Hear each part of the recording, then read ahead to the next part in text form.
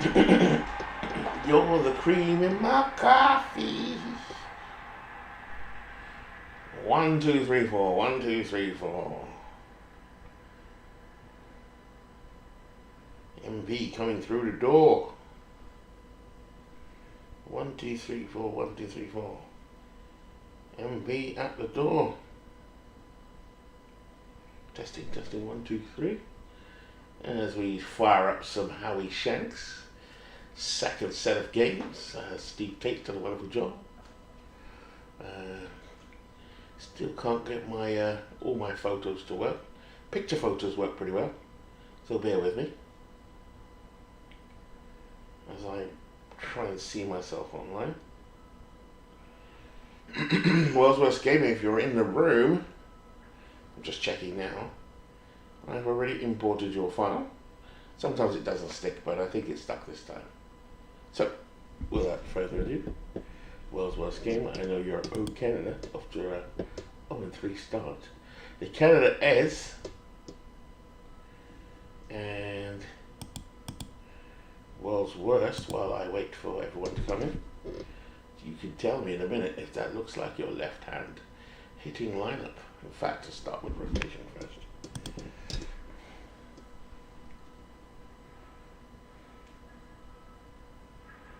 That's what's just come through.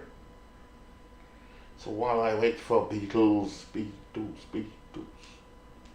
come in, everyone, welcome to another broadcast of Howie Shanks 3. We kicked off yesterday. I'm just fixing worst game as a lineup. One that's full of Yankees and Blue Jays. Tight ball game last night.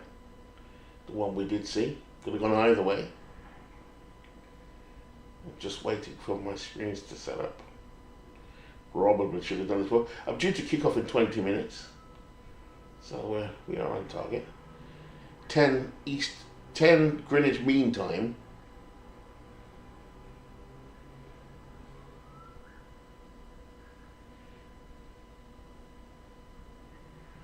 So bear with me. There's the Aston Villa team bus. Getting myself set up now. Here we are. I'm online.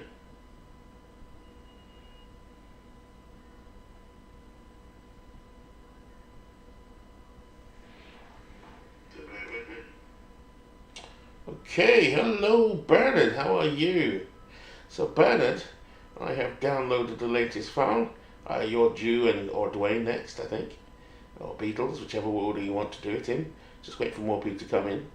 Due to kick off in 20 minutes, but if you want to make any changes, you're more than welcome. But just to show you how I took the league out of Discord, which I think you already know, but just in case you're not too sure. So I did this a lot last year and the year before. All you need to do is go to install, go to season. I keep in my downloads folder. And then I find the folder, wherever it is here. So I've already done that already. So just to quickly show how I do it, Bernard. Or Bernie, if you don't mind me calling you Bernie. I'm respectful. Very British though, Bernard. Season. Wherever you've uploaded your season to, I normally keep it in the downloads folder. And I scroll down to find the new folder, which is called Howie Shanks 3. But I've already done that. So here we are. And waiting for Beatles. Yeah, no worries if your team starts slow, no problem. Just waiting for Mr. Beatles himself. He's going to be doing a bit of oh God, WWGs on one this morning, this afternoon. So let's have a look at your team, shall we? So let's have a look at Las Vegas. Are you happy with that, Bernard? I have a suggestion for you. One that the rest of the community would know I'm going to say. They know I cannot stand Cy Young. But you've actually got a good Cy Young year, to be fair. So he's pretty good, you know. I just didn't do very well with him in Howie Shanks 1, I think it was. But he's performed pretty well everywhere else. Just waiting for everyone else. Because I've got about 20 minutes, like I say. The Beatles will be joining me, so just wait for them to join. But I thought I'd start a little early, in case anyone wants to mess around with their stuff until I see Beatles anyway. So there you are, there's your rotation. In terms of your bullpen, just to have a look at your bullpen as well. I'm sure you've done this over and over again. Some of these players I've never heard of. I've never heard of Helsley. So let's have a look at Ryan Helsley. Looks like a modern pitcher. Hello WWG, we'll look at you in a minute. I have imported it, so we shall see in a minute. So Ryan Helsley from 2022. That's probably why I don't know him. I don't follow baseball as much as I should these days. There's Suter. Is that Bruce Suter? So nice bullpen backup there. Bruce Suter, Hall of Famer. This is a 31-year-old Bruce Suter. I will do WWG. I will do. There's Smokey Joe Wood in that bullpen. 1911. Just running through. Did a little bit of a scouting report on Las Vegas Gamblers. I will do WWG. Rich Garces, 2001. Let's have a look at his whip, because that's what I deal with, whip, 1.194. Ruth, okay, we know who Babe is. Let's have a look at Babe Ruth, though. Left-hand pitcher, 21 years old. Nice whip, I do like his whip. After a bit of a start there in his first game. Got touched up a bit. And then we've got Myers. I've never heard of this guy before. Is it Elmer Myers? Well, you can fix it now if you want, because I probably have a little bit more practice at this lately, because I think I ended the last Howie Shanks 2. So Steve might just been a little rough. Plus he's doing so much. So I'll back up Steve just in case, okay? So, just to keep the line up. So we've got people coming in now, which is nice to see. Just waiting on L Beatle. Probably still recovering from a Saturday night. As soon as he comes in, I'll start singing that favourite song that we all know too well. Just keep looking down your list. So let's start with we'll do WWG because he wanted to just check, and then we'll come back to you, Bernard. So here we go, WWG. You are Canada. Oh, Canada. So I imported your file, WWG. Does that look what you want? Because I uploaded what you just sent in. No worries, Bernie. Thank you so much. That's appreciated. Appreciated. In terms of WWG, does that look like your lineup? Yes or no? In terms of pitching, not catching. No worries. Does that look right? Yeah, WWG looks good to hear. Rotation, WWG. I think Borsty's got so much coming in at him. Oh, bless. So I'll always back it. Show you your lineup? Sure. Sure. I'll go with lefty lineup first. That's your lefty. Tell me you're happy with that. Darth Tate will be in here hopefully as well. Rotation is correct. Lovely jubbly. Let's have a look at the rotations, eh?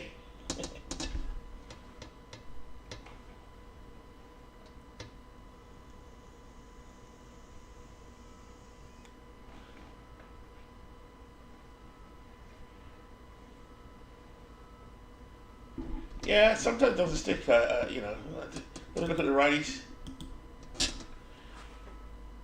There you go, WWG.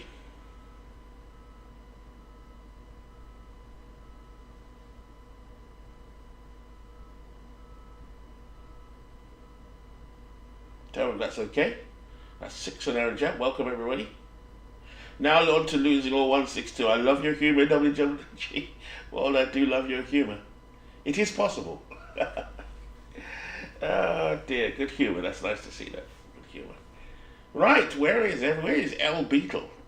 So we got our times. I think I'm sure he's on. Let's see some stuff coming through. Hopefully, let's take it off of Beatles coming up. Oh, okay. There's a lot of cursing going on there. WWG, I'm trying to stop your OSS. SH1T. Oh no, Beatles is silence. Right, we can fix that quite easily. We've got to work out how to get. What it is, the other day I was doing a broadcast, and somehow I deleted Beatles. So let's have a look. How can I? At least call Beatles. Beatles, I will call you.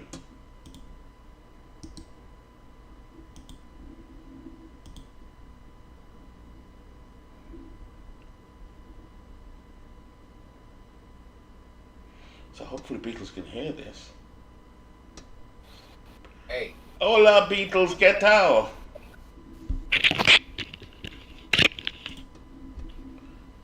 Ah, Beatles, can you hear me? Yeah, hang on a second. Can you hear me? I can hear you loud and clear. Yeah. What? You tosser. What? But you know what? I Yeah, don't. I'm silenced on your YouTube channel, man. I've been typing and typing and typing. I don't know. I don't know what's going on there. So I need to work out Yeah. how to get you back to being vocal on my channel. I don't know what I did, man. Yeah, that's easy to do, but you can't. It's hard to do while you're on the stream. So I'll show you. I'll show you how All right, later no on. worries. Okay, so I was just aligning some lineups because it didn't stick. So for WWG, and anyone else wants to do it, but we're good to go when you're good to go. I've been good to go, man. Yeah, but right here we go. So I just got a little bit confused. I'm going to be seeing this in a 10-minute lag because the other thing would be if we were seeing each other. Do you know how to share your screen in Discord? I do indeed. I do indeed. Because that way, because if I'm looking at the YouTube thing and you're looking at it, right, I'm going to be saying it's going to be all out of whack. Yeah, here we go. Right? Hopefully you can see this as well. There we go. Good. Now I'll just move that over. Then I can see the YouTube chat and I can see Gotcha. everything here in real time. All is well. You're pretty smart except for silencing me. maybe Awesome. that was a smart move. So, right, here we go. So it's still showing you. Okay, so I can see how many seconds it is behind, but you're live also with me, so that's cool. Right, Yeah. Yeah. so when Darth Tate will be coming in, so most people are going to join in about 7 minutes. We've got 6 in here. So everybody's got lineups. Here we are currently to date. Let's have a quick look at the lineups. It's not lineups, it's the tables after 3 or 4, 5 or 6 games. At Millboss is 4-0. Cleveland, that's Todd. Who's at Millboss, by the way?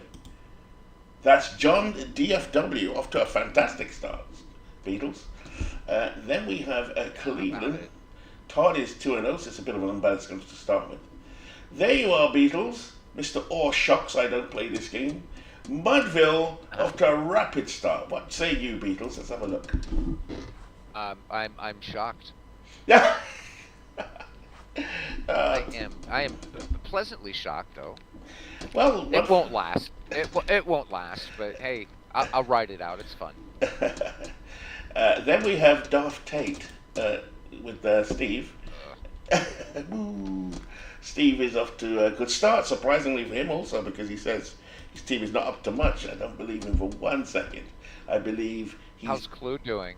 How's Clue doing? Clue, who is the favourite, is languishing, is the best way to put it. Yeah. I'm sure that will change because in most people's sims, Oh yeah. he has been way ahead, Absolutely. including mine.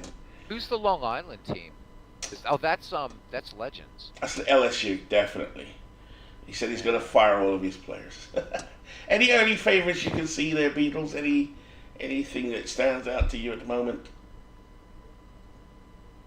Since I don't know anybody else's the name of everybody else's team, I'd like to see World Source Gamer get a win column, get one in the win column. Yeah, That'd be yeah. nice. So would WWG. He would indeed.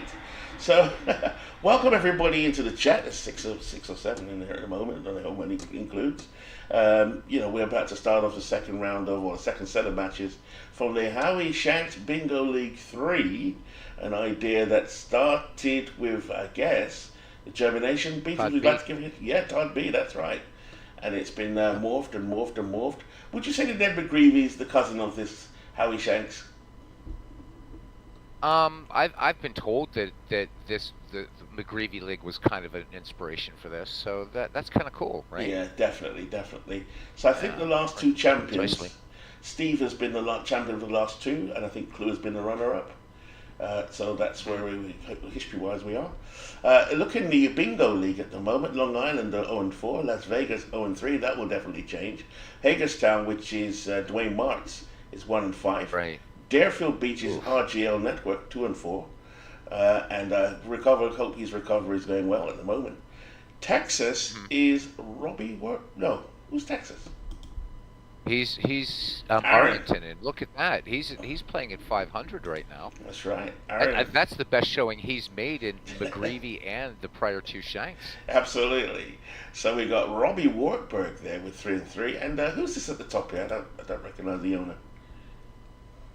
It's that The, wanker from UK, MV. So we're off to a good start. It won't last. So Beans, I'm gonna let you choose the matchup today. We, as a rule, we don't broadcast our own get teams. Is that correct? That's still standing. right, right. That's fine. I couldn't stand the pain anyhow. Yeah, if you click the play button, I could probably see a little better. Big red play button, because that will show you the actual starting pitchers. That thing on the left, that big list, if you notice, those will repeat. Ah. Some you'll get some repeats, but if you click the play button, Oh, here. So we've got the the big schedule. red play button, big red play button, big at the top, Well, I'm not seeing it. over, over, up, and that, boom, down, down, down, there, up, stop, stop. Yeah. Do you see the play button? It's right above your cursor. Oh yeah, yeah. Here. Um, yeah, it's really weird because what I'm seeing on your through the Discord seems like actually the YouTube thing is. Anyhow, yeah, Yeah. if you just open up that play screen, I'll look on the YouTube screen or Uh, YouTube thingy. okay. So who are we playing? Who are we starting with today? All Second. right. We can't do Manchester Arlington, that's for sure. We can't do Um, Mudville, Long Island. Palmer. How about Detroit and whatever the hell Uh, at yeah, let's do Mill that. Boss. So that's it's Lolich and Palmer might be a good one. Knowledge Palmer's Is a good there? one. It's a good one. Let's start there. Yeah. And you know what? Holiday and Kovaleski, good matchup as well. So tell me about Stan Kovaleski and Halliday. Is that Roy Halliday? Yeah, Roy Holiday. Yeah. So I mean, and so wow. Yeah, but let's do Detroit and at whatever that means at no boss. Oh, because it's the Braves. I get it now. Atlanta, Milwaukee, Boston. Got it. All Yeah. Okay. Now that picture doesn't look bad. right. The at Mill Boss, whatever they are. So I Okay. can change the park image. So which where are they playing at the moment? Let's have a look. We can do that afterwards. So it's human, computer, it's fine. AI versus. So this is the Atmel Los Braves. Do I just press Okay. computer or load the lineup? Which one do I do? It's versus left, says versus Lolich. That's easy. So then it's versus left. Lovely. In terms of the pitchers, those are the pitching dates. So who's the freshest Beatles? So what's weird is on Discord your screen's not updating at all. It's weird. Oh, we'll use it as a So reference point. that's okay. You do the main broadcast and I'll Yeah, just sure. make pithy comments. I'll just make pithy comments and stuff. Has Jim Palmer started already? No, he hasn't, and he's the fifth starter. So which one naturally would start Beatles? Jim Palmer? Well, you can just click on his rotation. Yeah, it's here. That. Say 1-0. Rube Waddell is pitched. He's not quite fresh yet. Whitney, Neff, they've all pitched. The first four have all pitched. So Jim Palmer Yeah, naturally would start. yeah, definitely Jim Palmer. Yep, Yeah, cool. and not a bad starter. Not a bad starter. Jim Palmer, part of those great Orioles teams, late '60s, early '70s. Okay, so they're playing against Right, O'Reilly. world champions in 1970, and we beat them in 1971, the Pirates, but it was a tough World Series. Oh. Of course, they beat them, or the Mets beat them in '69. But Palmer, great pitcher. So he's going up against Mickey Lollich's team. So Steve doesn't have a save lineup, it doesn't look like. So I just loaded it versus right. This is what came up. If I just quickly check his depth chart, freehand, Greenberg and fielder, and it's a righty, so it's going to be Greenberg. Look down the right, Garinger, Cabrera, Cruz, Zernial, Cobb, K-Line, Zernial. Oh, he's got a bit of a mix up there. But anyway, so Beatles, is that set up right? Just looking at it? The only one I can see is Rogel that looks a difference. Well, again, because I have to now look at, you can actually stop sharing your screen because I thought that would work, but it's not. Yeah, it doesn't work. Yeah. So remember, I'm looking at this 6 seconds later Yeah. than you're doing it now. So what I'm seeing looks right. It does indeed. Is that where Steve Carew was in the number 3 spot? This is why I'm just checking. His lineup hasn't saved. It doesn't look like. Hello, John DFW. So I would imagine with Steve, looking at his depth chart, because he doesn't save his lineup, but looking at his depth chart against righties, he wants Devi Cruz as his starter. Yeah. Starting short shots. No, but he has Rod Carew in the 3 spot. I was just curious. Let me just take Devi Cruz. Don't change it if that's where he has it. Change. I would put Carew batting number 2 behind Cobb, but that's just me. Yeah, so Steve, if you do pick up this, we need to get your. It's also allowing only. It doesn't put Devi Cruz in. I know Steve plays Devi Cruz. So. Why isn't it allowed? It should. Yeah, there you go. Okay. Well, we'll work through the gremlins. I don't think Steve will mind. So we'll crack on. Okay, here we go. We'll crack on. Yeah.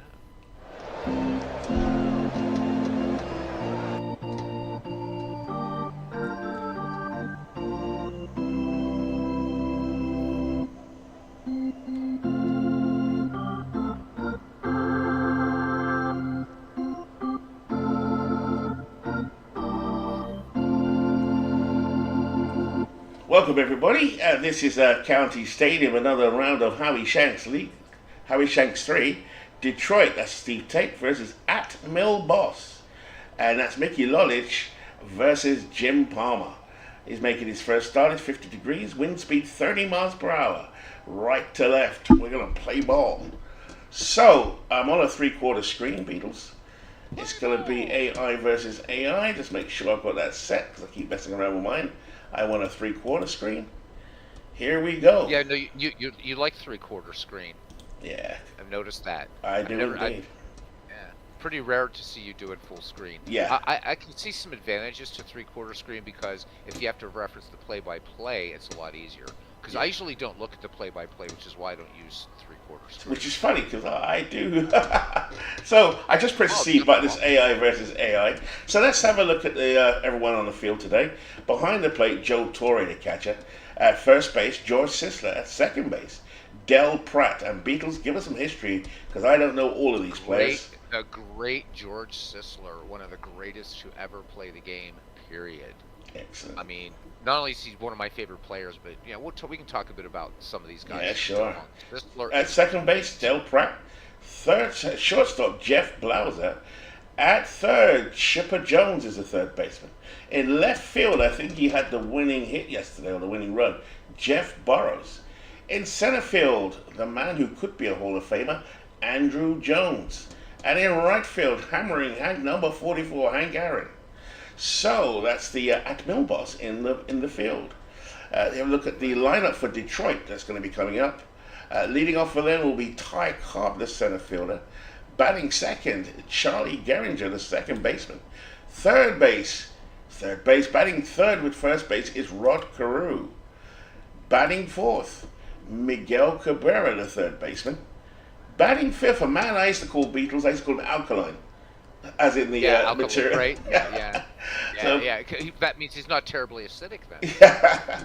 Batting sixth is the right fielder, the very young Al Kaline. Batting sixth, Hank Greenberg, the first baseman. Oh my God. Yeah, this is a good lineup. I know Steve. No, his lineup is. I mean, this team is stacked. Yeah, not taking anything away from the I guess we're calling they're the Braves. Not taking anything away from them, but this Detroit team's dangerous. It's very dangerous. As always, Steve has concocted a dangerous team. In left field, Gus Zernial. Batting eighth, the catcher, Bill Freehan. And batting ninth instead of Debbie Cruz at the moment is the shortstop, Billy Rogel. So some of these players, I don't know who the Rogel is, but here we go. Billy's good solid defensive shortstop for the Tigers. Yeah, it's just a hell of a lineup. I mean, So if you look at just the raw numbers, you look at Milboss, um, there's a bit higher home run numbers going all the way up and down. But what's Mm. really telling about Steve's lineup here is, I think you've got a stronger mix of power and more power, Yeah. more speed. I mean, you've got Ty Cobb as your leadoff, and not taking anything away from you, Duffy, Hall of Famer from the 19th century. But if you're looking for a leadoff hitter, there are a few better than Ty Cobb. He's outstanding. You know. So Oh here, my God, absolutely. so here we go. I'm going to be AI using the AI. One is not human at the moment, but I'm pressing C. So here we go. Ty Cobb stepping in from the left-hand side. So welcome to County Stadium for tonight's game. Detroit at Milboss. Mickey Lawless takes the mound for Detroit, making his first start of the year. And he's going up against, I forget who the pitcher is now for them. So here's the first pitch. Jim Palmer. Jim Palmer. That's the other pitcher. Yeah, there he is. So it's straight to center field by Cobb, and Jones picks that one up, and that's one away. Hall of Famer and underwear model, Jim Palmer. Yeah, I guess he did get his knickers in a twist, didn't he? But also, I think he had a lot of arguments with Earl Weaver. Digging in now is Charlie Geraghty's 2-2 count on him. Ground is to Sizzler and over to Palmer, and that's two away. Stepping up to the plate is a man I was when I first got introduced to baseball, late 70s and early 80s. I had his baseball card, one of the first baseball cards I ever had. Rod Carew. Palmer looks in, Torre puts the sign down. Here's the 1-1. Grounded back to the mound, and an error by Jim Palmer. So Carew will go down to first. So the first error of the ball game, that's on the pitcher, Jim Palmer. Key for Detroit in this game is going to be keeping the number 1 and 2 hitters off base. Absolutely. If Cobb gets on, poof, it's trouble. So here keep him off base. Miguel Cabrera The stepping same in. can be said for Detroit to keep Duffy and Sisler off, because Sisler's got wheels too. It's going to be fascinating to see how Steve's team plays. It really is. And let's see now as Miguel Cabrera comes in, 2 out here, top of the first inning. Throw over to first, and Carew beats the tag. He's back safely. Rod Carew, a medium threat to steal. He's just edging away from the base now. Cabrera is ready. Here's Palmer. In a 2-0 count. Fastball. Grounds a chipper up with it over the diamond to Sisler, and that retires the side. No runs, no hits, 1 error. After 1/2 inning, Detroit nothing. At Milboss coming to bat. What a strange name. At Milboss. I can't even say it, Beatles. So that's an interesting name. What does it stand for? Atlanta, Milwaukee, Boston Braves. Okay, got it. So in the field now for Detroit, behind the plate, Bill Freeman. At first base, Hank Greenberg. Second base, Charlie Gehringer. Shortstop playing for David Cruz is Billy Rogel. Third base, Miguel Cabrera. Left field, Gus Zernial. Love to hear some Gus Zernial from you, Beatles. Center field, Ty Cobb. And in right field, Al Kaline. Leading off will be Hugh Duffy. Is Duffy better than Cobb? Beatles. Legend Sports Universe. In the ballpark. Are you saying is Duffy better than what? Well, I know that Duffy's not as good as Cobb, but you were mentioning comparison earlier on Hugh Duffy leading off at Milboss. And I'd like to hear a little bit about Gus Zernial. Oh, we'll get to him. What's interesting is you have George Sisler.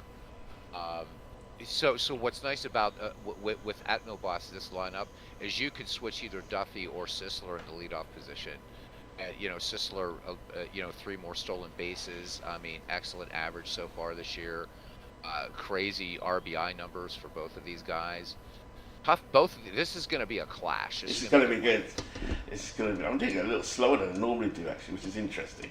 Here's Hugh Duffy now stepping in from the right-hand side. Here's the 0-2. Line straight to Miggy at third, and that's the first out. Stepping up from the left-hand side is first baseman George Sisler. Lawless looks in. Fastball from the first pitch. Down the right field, and that's a base hit for George Sisler. So when we get to Zernial, I'll talk a little bit about him. Stepping in now, Hall of Famer Chipper Jones. Lolich, a southpaw, looks in. Freehand crouches, puts the sign down. Aaron on deck. Here's the 1-2 from Lolich. Paints the outside corner, 2 away. Struck him out. Stepping in, the man who played for Detroit last year, Hank Aaron. Nice crowd in today. The wind blowing from right to left at 30 miles per hour. And if you look at the top of the screen, you will see the effects on the batters. Am I right, Beatles? It's a boost to home run hitters from the left-hand side of 18%, and for right-hand hitters, 16%. So this should suit all the sluggers on these two teams.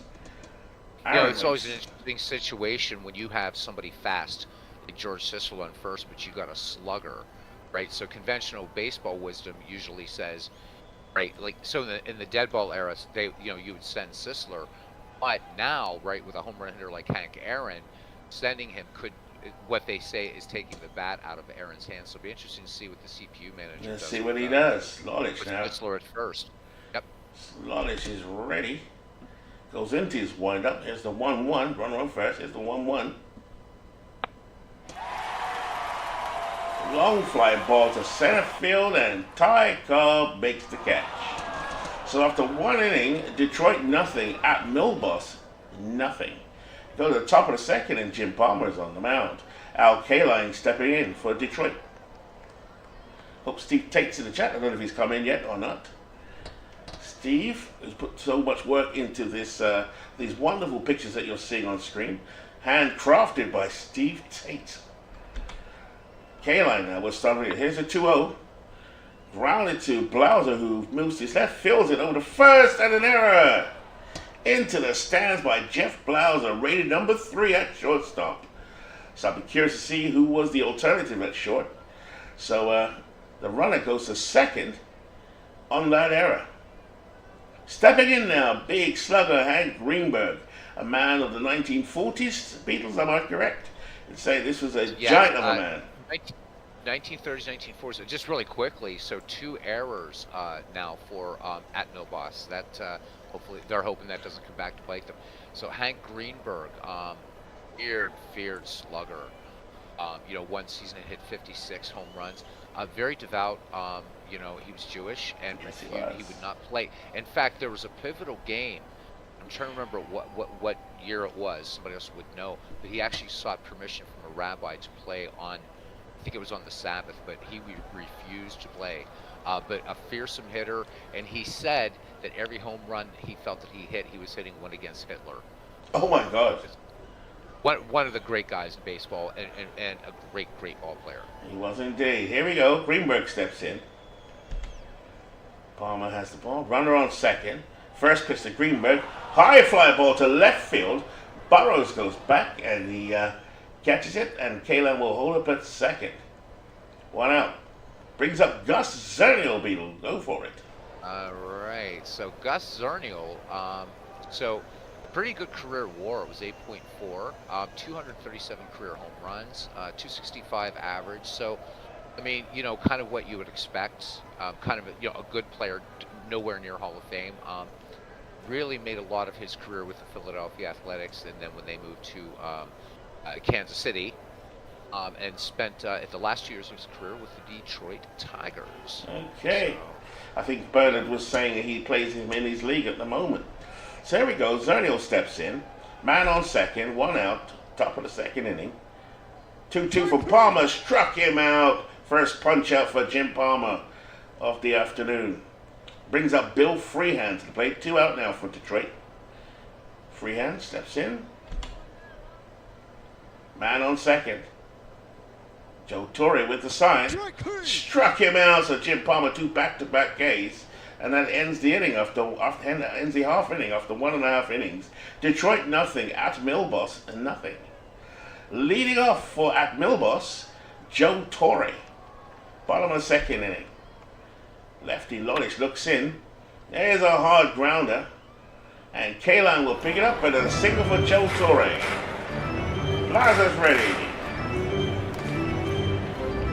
Torre on first. Burrows on deck. I like to get in tune with the music. So here we go. Freehand puts a sign down. Jeff Blauser comes in. Here we go. Runner on first. Here's a 3-1 from Lolich. Fastball in tight, and he loses his man. So 2 men on for At Milboss. Burrows is ready.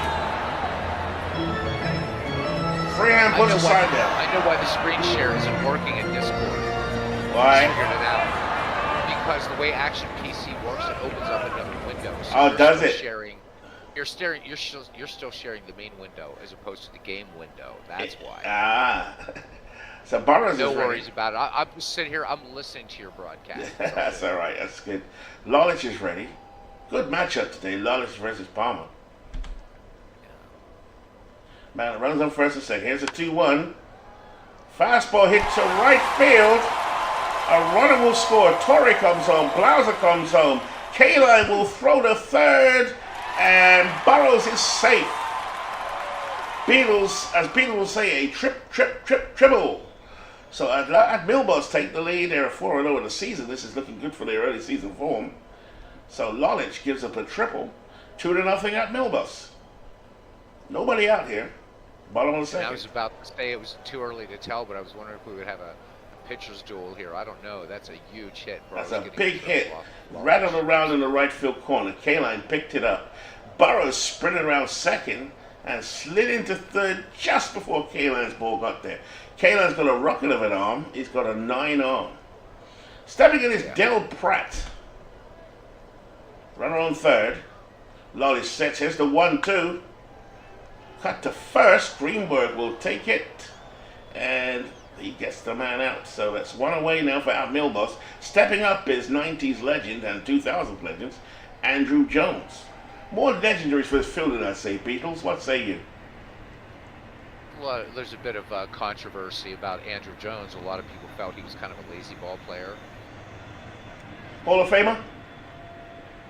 I think, but not like. I think it's going to take a little bit of time. Yeah. I don't think he's like just like right in. Gotcha. So here we go. That's just opinion. That's nothing against Andrew Jones. I thought. As Beatles finishes up there, Jones grounds it to Lolich. That's 2 away. No, I'm still here. I'm still here. Everyone can hear me, just say so in the chat. As Hugh Duffy steps in. Lolich looks in. Duffy hits this down the left field line. And that's foul. I think we just lost Beatles for a second or two. I'll carry on as Beatles will come back in. Here's a 2-2 to Duffy, and Duffy with a base hit to left field.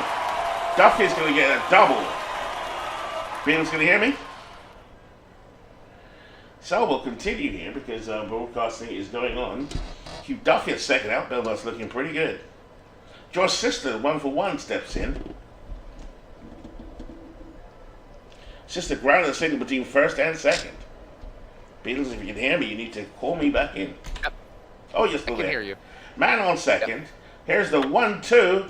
Grounded back to Lolich, lies to Greenberg, and that retires the side. 3 runs do score on 3 hits, no errors, after 2 complete at Milboss. 3. Detroit, nothing. Go to the top of the third inning now as Jim Palmer is on the mound. As stepping in now is Billy Rogel. Don't know much about Billy Rogel. Palmer looks in, gets a sign from Joe Torre. Here's the 0-2 from Palmer. Fastball, popped up behind, and Torre rushes back, but it's a souvenir for the fans. Still, the count is 0-2. Jim Palmer on the mound for At Milboss. He's going to be deadly this season, I think. Rogel steps back into the box. Torre crouches down behind the plate. He's ready. Palmer gets his sign. Here's the 0-2. Grounded up the middle. Blauser goes to his left fielded over to first. And that's 1 away. Jeff Blauser at third. Already had an error. And is rated a 3. What's interesting with the At Milboss team is Burrows, Jones, and Blouse on the left-hand side don't look too strong, Beatles. And here they are, 4-0 already on the season. Ty Cobb steps in. He's 0-for-1 today. Palmer looks in. Cobb stares back at him. And it's a full Gotta count. keep Cobb off base.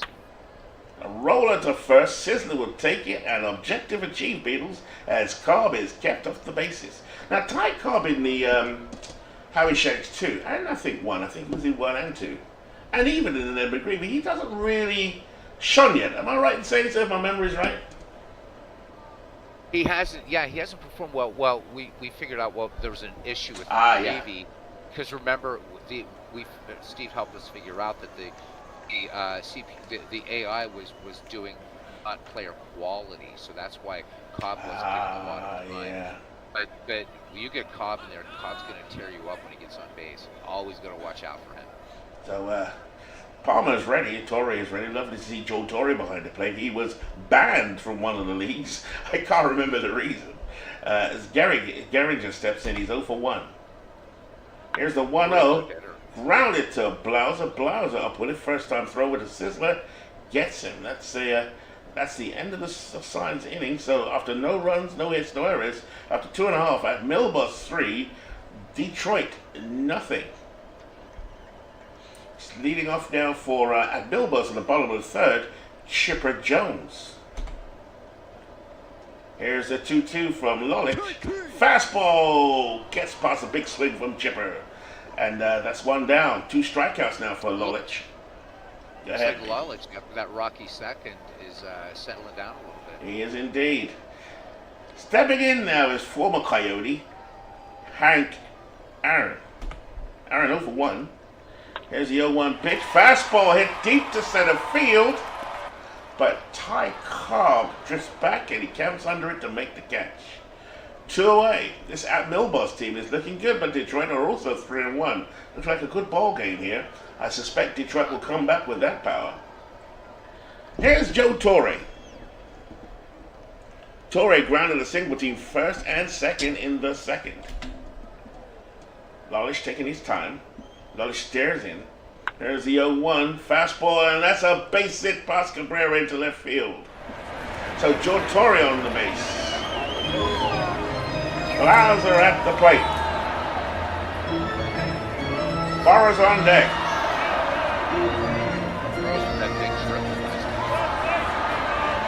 Say that again, Beatles. Said Burrows with that big triple last inning. Yeah, I didn't really rate him at the time. Blauser and Burrows, I remember them vaguely. So Blauser's at the plate. Walked last time up and scored. Runner on first. There's a 2-2 hit to deep center field, but Ty Cobb backpedaling is under it. He makes the catch to retire the side. No runs, 1 hit, no errors. After 3 complete in this Howie Shanks 3 league. At Milbus 3. Darth Tate's Detroit nothing. If you wonder why we call Steve Darth Tate, I can't even remember. but it's because Steve's such a popular member of the community. He's added so much life to these leagues, along with Big Clue and Beatles and Todd and everybody really. We just jokingly call him Darth Tate. Here is Rod Carew leading off now for the Detroit Coyotes. He's 0 for 1. Deep. I don't know if it was a Darth Vader impression, Beatles. I just heard your breath there on the mic. Here we go. Palmer looks in. They got to get to Palmer. They need a base hit here. Grounded to Blauser. Blauser moved to his right. Fields it over to first. Got him. Keeping him off base at the moment. I don't even want to look at the hits for Detroit at the moment. In case I jinx it, Beatles. Have I just jinxed him? Right. No, because you didn't say the word, so you're okay. What's the word I gotta say to jinx it? Nope, I won't say it. Nice try. Miguel Cabrera steps in. He's 0 for 1. Miggy, big superstar for the Tigers. Palmer handling his business so far. Here's the 1-2. And that one's hit deep and high to left field. Burris is going back, and it is gone. Well, Maybe. now we can say no broken up, and Detroit had to get to Palmer. Yes. In that group. Absolutely. Detroit comes back with a home run by Miguel Cabrera. That was a shot. A big shot. Shall we see that again? Is it R for repeat? V. There it goes. Hi. Just like your last name, V. Yes. Burrows can only watch that one. Cabrera trots around the base, and we have a ball game again. It was already a ball game. Here's Al Kaline stepping in here now. All of these pitches, all of these teams are stacked, and as we say in the Bingo League, or the Howie Shanks Bingo, no lead is safe. That is the motto. Kaline steps I learned in. that painfully in the Shanks 2. Oh, big time. You had Babe Ruth, Ty Cobb. No, you had Wee Willie Keeler. You had a good team. Jimmy Fox. Oh, no, Pop Lloyd. Yeah, Pop Lloyd. So, let's see now. My screen is frozen all of a sudden. Here we go. Palmer with the first pitch, dribbler up the mound. Palmer fields it over to Sisler, and that's 2 away. Hank Greenberg steps in, a big slugger. Look at that size of him as he steps in. Joe Torre crouches. Palmer is ready. Nods gets a sign. Here's the 0-2. Down the middle. Oh, it says outside corner. To strike him out. 1 run, 1 hit, no errors after 3.5. At Milbus 3, Detroit 1. Leading off now for at Milbus in the bottom of the 4th inning, Jeff Burrows. Burrows off to a good start to the season. It's only a week in. He had a triple in the 2nd, Jeff Burrows. I think he played well last night as well. Here's the 0-2 from Lulich, and that's a big drive to left field. He's going to go for a double, and it's a double. Zernial got to the ball in left center field, but not quick enough as Burrows is in at second. So Jeff Burrows looking good early season. John DFW would be happy with that, despite his tricky defense. Here's Del Pratt now at the plate. What can you tell me about Del Pratt, Beatles?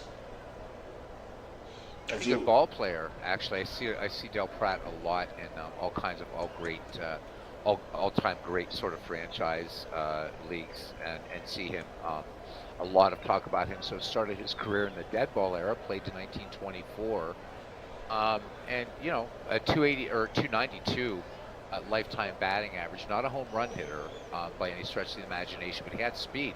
247 steals, so pretty good. An overall WAR of 45.6, but Del Pratt's one of those players that can really just make all the difference in a team. Nice. He's going to be overshadowed by the larger names, but no slouch. He's like a Jerry Priddy type of player.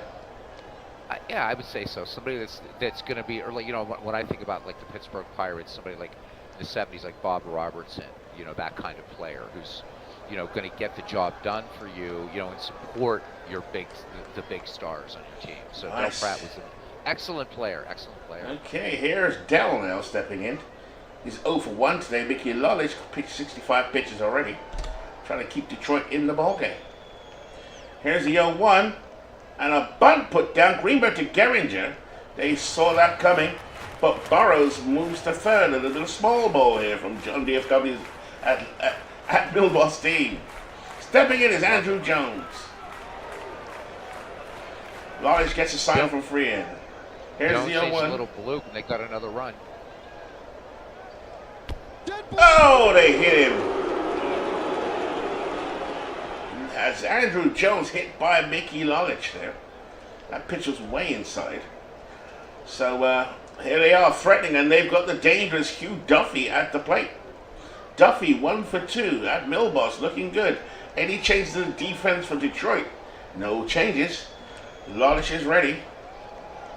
Runs on first and third. Lulich checks the runner. And there goes Jones, and that was a bonehead play. Why would they do that? Beatles, please explain. They're trying to stay out of the double play. Oh, I see. So that's why they're sending Andrew Jones, because when you just had Burrows at third, right, you just needed that little bloop, but now there's a double play situation with one down, so that's why they sent Andrew Jones, and it bites them on the arse anyhow. Yeah, well, I would have kept him on. I don't like stealing when it's not necessary. But here we go. I get the double play bit, though.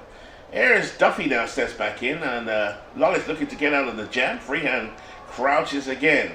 That was a great throw that he got the runner at second. Here's the 1-0. Grounder straight up the mound, and error, and the runner will score. The pitch to Duffy, hit on the ground to the mound, booted by Lulich. And Duffy is safe And a run comes home, unless I missed something, Beatles. Again, I'm on the 6-second delay. So. I see. Yep, run comes home. So it's 4-1. At Milboss is totally. And Duffy's still second. So errors going to kill you. They are indeed. And it's a good fielding side. So Duffy's just stolen second base. So Sizzler's at the plate, 1 for 2. He's got a bunt rating of 9. Hit and run of 7. The bunt will come into play, I guess. No, it wouldn't, because that's going to be an automatic out almost. So Duffy gets his 3rd steal of the season. There's the 0-1 from Lolich. Fastball, grounded up the middle. Rogel to his left fields it over to Greenberg, and another error as Greenberg cannot scoop it, and Duffy will score. Sizzler is safe at first. Dead ball game. 4 errors now in this game. Wow. As manager Steve Tate shakes his head. They're not even the worst of field. Rogel's not a dead ball player, is he? So 5-1 now at Milboss. I think Rogel rushed his throw there to try to get He Sizzler. did. Fast. And Sizzler's got some speed. As Chipper Jones steps in, 0 for 2. Hall of Famer Chipper Jones. Lolich looks in. Freehand puts aside the throw to first. And a close call, and the ball was juggled by Greenberg. What is going on with Detroit at the moment? And at Milboss. Both teams very nervous. Got a TV audience today. Jones settles himself. Man on first pitch to Jones. There goes Sizzler, throw down to second. He is safe. Freehan threw it down to second, but not in time, as Sizzler has got his 3rd stolen base of the season. At Milboss. So George Sizzler, he's one of these cases where he is so not just like a kind of obscure Hall of Famer like Elmer Flick, who was a great player. George Sizzler was, even at the time, right, just a great player. And except for the people in here, hardcore baseball fans, one of the forgotten Hall of Famers. George Sizzler will hurt you in any way he can. Excellent defense, crazy speed, could hit. I mean, he lacked power, but he had everything else, and what a great player he was. He is indeed. As Bernard had some comments in the chat. He's seen some cross-era baseball with the AI. I think it's the AI that we will always tinker with in terms of the setup. So that's always key as well. Because some of the calls I think are dubious. I think it does a decent job, and it's a little dubious. But like any manager, you call them out. Right, exactly. Chip Jones is ready. Hammering Hank on deck. 2 out with Sizzler on second. Lolich looks in, Freehan is ready. There's the 1-0. Oh, the 1-2, he struck him out. So Jones has struck out 3 times today. Andrew Jones. He has a big hole in his bat as far as I'm concerned. 2 runs, 1 hit, 2 errors after 4 complete. At Milboss looking good, 5, Detroit 1. Gus Zernial comes to the plate. Palmer is set. Here's the 1-2. Zernial with a big swing, and he struck out. 4 strikeouts for Jim Palmer. Palmer's tough. That one, the only hit given up by him was that home run. I just bought that book, by the way. You know that book with Bill James and is it Rob Nair or Nair? The one about the pitchers? See, I didn't realize, I was reading the book, and I thought, where's all the stuff about the pitchers? It's in the middle of the book. And then it goes through each pitcher. That's great. What a great book. Thanks, Beatles. I think you recommended it. It's been a fantastic read. So here's Freehan now. He's at the plate. Struck out in the second. Rogel on deck. Here's a 3-2. Foul. Freehan steps back into the box, and we're ready to go again. Full count on Bill Freehan. And Palmer strikes him out with a fastball. 5th strikeout for Jim Palmer today. He's only given up 1 hit so far. John DFW saying he wasn't expecting a lot out of Palmer today, and Palmer's just a beast out there right now. He is being coming from that home run, and he's back in it again. He is being a beast. Here's Rogel now, batting on the left-hand side. 2 out here. Top of the 5th. Here's a 2-0, and Straight to Pratt, who moves his left, fields it over the first, and they got him. No runs, no hits, no errors. After 4.5 at Milbus 5, Detroit 1. Lolich still on the mound for Detroit. As hammering Hank Aaron steps in now for at Milbus to pour on some more pain. He's 0 for 2. Here's a 3-1. Put the short lease on Lolich at this point. And Aaron now will get a double, so a good double there. So what I do, Beatles, with my AI, I try and set it so that the pitcher is pulled after 5 or 6 earned runs. I don't know, you can do it individually, but I like to tinker with the AI, as you know. So Joe Torre steps up. He's 2 for 2 today. He's had 2 singles in the ball game, second and third inning. Mickey Lolich up to 81 pitches. Aaron at second, bottom of the 5th inning. At Milbus lead 5-1. Mickey looks in, gets the sign. Here's a 3-2. Fastball inside. And Lolich loses Joe Torre. 2 men on now for at Milbus, nobody out. Second walk for Lolich. Detroit needs to get somebody up in the pen. Do indeed. Lolich has got to be for the hook. He's got to be for the hook. Jeez. So, Steve is in the chat. Is he in the chat? I know we're doing AI, but we can override that if we want to. Logically, Lolich will be gone. What do you say? Lolich is not looking sharp, but again, I don't want to be managing for Steve. No, I don't want to do it either, so I'm going to let it ride. If I was managing, I would be yanking Lolich. Yeah. You have 2 on and nobody out. What we'll do after the broadcast. If he could, or if he can induce Blauser into a double play. Right now, Let's have a look. That's true. And also, Steve might have him set to come out after a certain amount of innings, so we'll leave it. What we'll do after the broadcast. What we'll do after the broadcast, I can go through every team with yourself if you want, just to double check where they're all set, and it's not a problem. First and second occupied. Lolich is ready. Here's a 3-0. And Lolich is losing it here now. 3 men on. I think Steve would yank him at this stage. I would think. I'm hoping Steve doesn't get upset, but I would certainly. There's no way, right? He's got bases loaded. He's just not sharp. I don't know what Steve's bullpen looks like. I've looked at anybody's teams, but this right, because now, right, you got Jeff Burrows up there who tripled off Lolich. Yeah. So he's seeing Lolich pretty good. I don't know.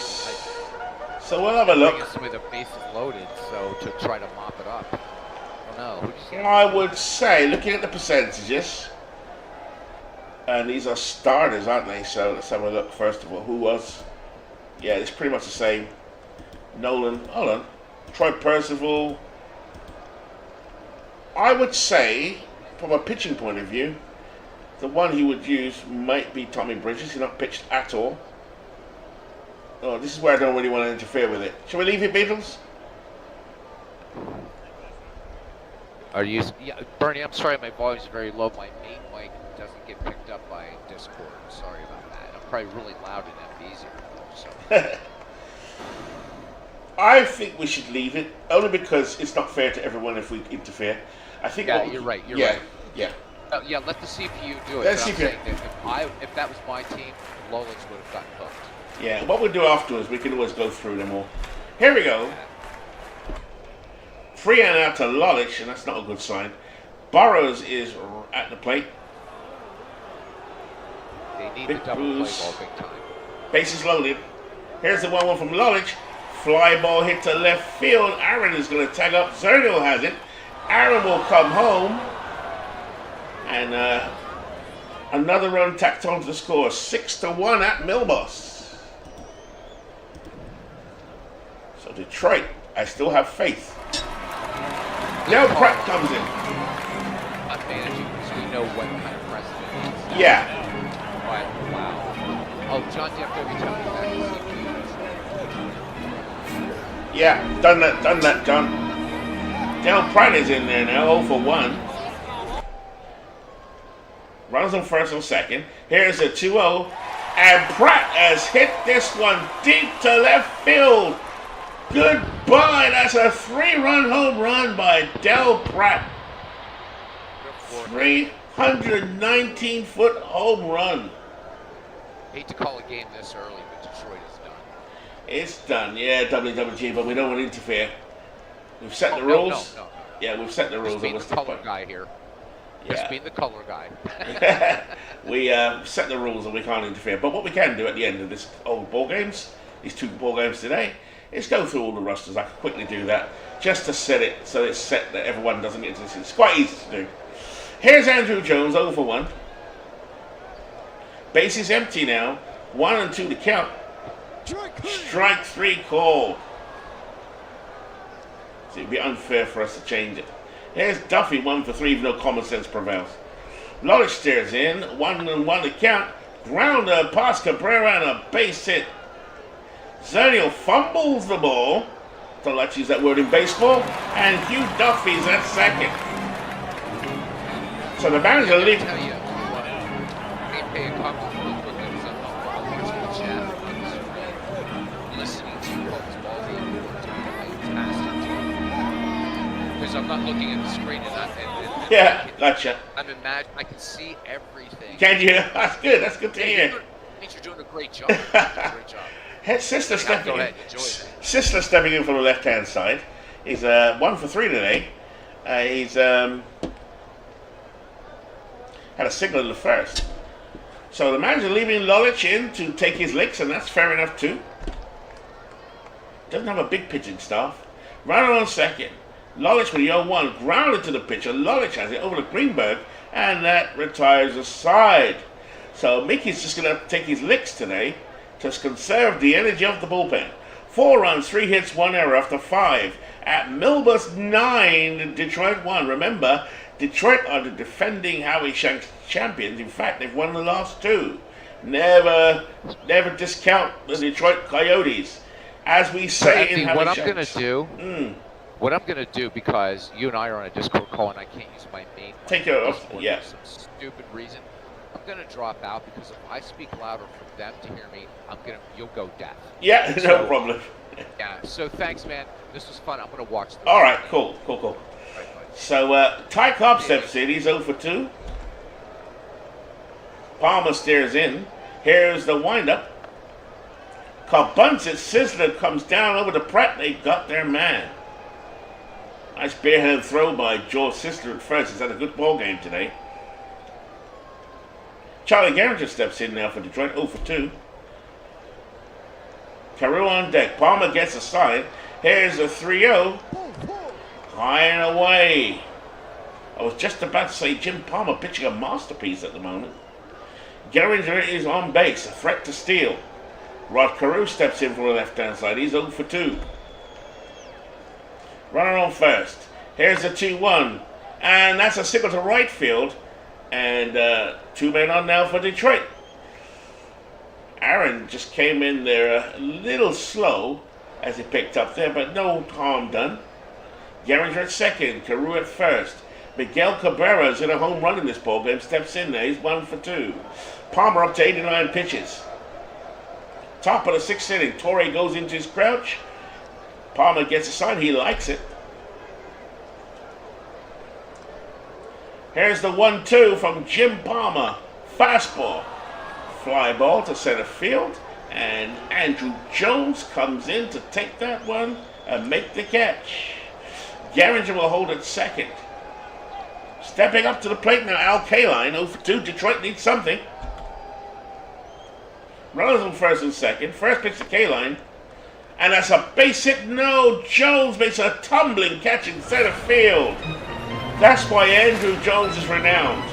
No runs, 1 hit, no errors after 5.5. At Milbus 9, Detroit 1. So, Steve Tate leaving Mickey Lolich out there to take his licks and conserve that bullpen, which makes some sense, although he should have been pulled a long time ago. Here's Chipper Jones, 0 for 3. Here's the 1-0. Cabrera up with it, and he takes his time, and Jones, who has got some wheels, Chipper Jones, is safe at first. Aaron steps in. Lolich with a big sweat on his forehead wipes it away. Freer looking forlorn behind the plate, crouches. Aaron is ready. He's 1 for 3 today. Man on first. Lawless checks the runner. Here's the 1-1. Fastball. Rogel fills it to Garrett to Greenberg. Double play. A bit late in the day for Detroit. As Joe Torre steps up. Joe Torre 2 for 2. He's had 2 singles and he's walked. Good day for Joe. Lolich just walking around the mound a little bit now, trying to compose himself. There's no way back for Detroit, I don't think. Although no lead is safe in the Bingo League. The Howie Shanks Bingo League 3, folks. No lead is safe.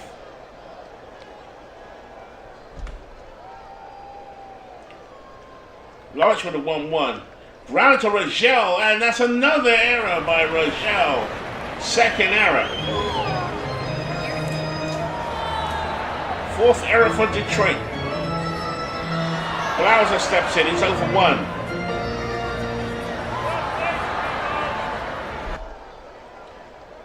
Burrows is up next. Runner on first. Here's the 2-0. Deep fly to center field, and Ty Cobb gets back on the track, gets under it, and makes the catch. No runs, 1 hit, 1 error after 6 complete at Milbus 9. Detroit 1. That is possible, John. That is very possible. Some of them were earned runs. You're absolutely correct. And, you know, we can't assume. And I think the setting might be taken down after X amount of earned runs, like I've done with my stuff. So there's every possibility. Here's Greenberg at the plate. He's 0 for 2. Palmer is ready. Here's the 1-0. Drill straight at Chipper Jones, who nonchalantly catches the ball. Chipper only rated a 3 at third, but he's doing his job today. Gus Zernial steps in. He's 0 for 2 today. Here's the 2-0 from Palmer. Ground is straight back to him. Palmer with the underhand to Sisler, and that's 2 away. Biggs brings up Bill Freehan. As I try and fix Beatles' comments, because I can't see his comments.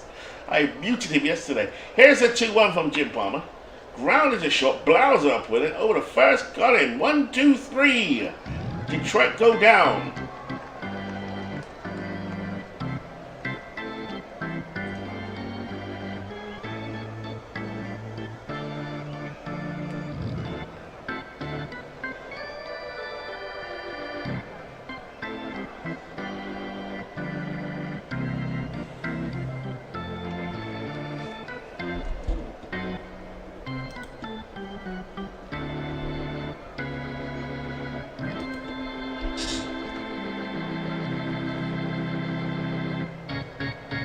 Welcome back, everybody. We're at the bottom of the 7th inning as Jeff Burrows comes to the plate. He's 2 for 2.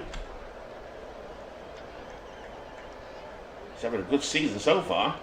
Here's the 1-2, and Lolich surprisingly gets his 5th strikeout. 1 away for Detroit. There's always another day for Mickey. Del Pratt steps in. Today he's had 4 RBIs. He had a 3-run homer in the 5th.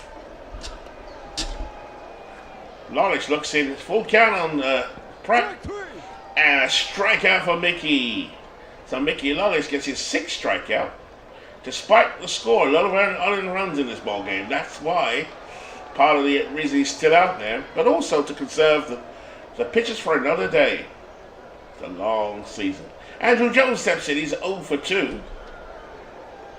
Here's the 1-2, and this one's hit deep to center field. It could go, it might go, but Ty Cobb is fleet of foot. He gloves it to retire the side. No runs, no hits, no errors after 7 complete. At Milbus 9, Detroit 1. Billy Rogel will lead off now the top of the 8th inning for Detroit. Jim Palmer looks strong on the mound. He's pitched 103 pitches. No changes here for Atlanta. At Milbus in the field, they have that weak left-hand side with Blauser, Jones, and Burrows, but no changes. Cobb is on deck. Here's the 0-1 to Rogel. A little dibbly-doubler up to short, and Blauser over the first gets his man. Good play by Jeff Blauser there. He went to his left to get that weak ground ball. just in time. One away, and now comes Ty Cobb, 0 for 3. I have never seen Ty Cobb do well in the Howie Shanks Bingo League. He settles in. He's ready. Palmer stares him down. Here's a 2-2 ground ball up the middle. Pratt to his right. Fields it over to Sisler, and they get their man again. Out number 2. The machine like Charlie Gehringer comes up now. He's off to a very slow start. He's 0 for 2. Jim Palmer's only given up 2 hits in the ballgame so far. Palmer toes the rubber. Gehringer waits. Here's a 3-1. And Palmer misses the plate. And Gehringer's on first. Let's see if Detroit can mount a comeback. Riley caps on. As Rod Carew steps up there. He's 1 for 3. Carew, left-hand hitter. Great hitter. From the season he's coming from, it's 331, 3 home runs and 59 RBIs. Jim Palmer is coming from a season where he had 21 wins with a 2.07 ERA and a 1.053 whip. Carew is ready. Torre goes out to Jim Palmer now.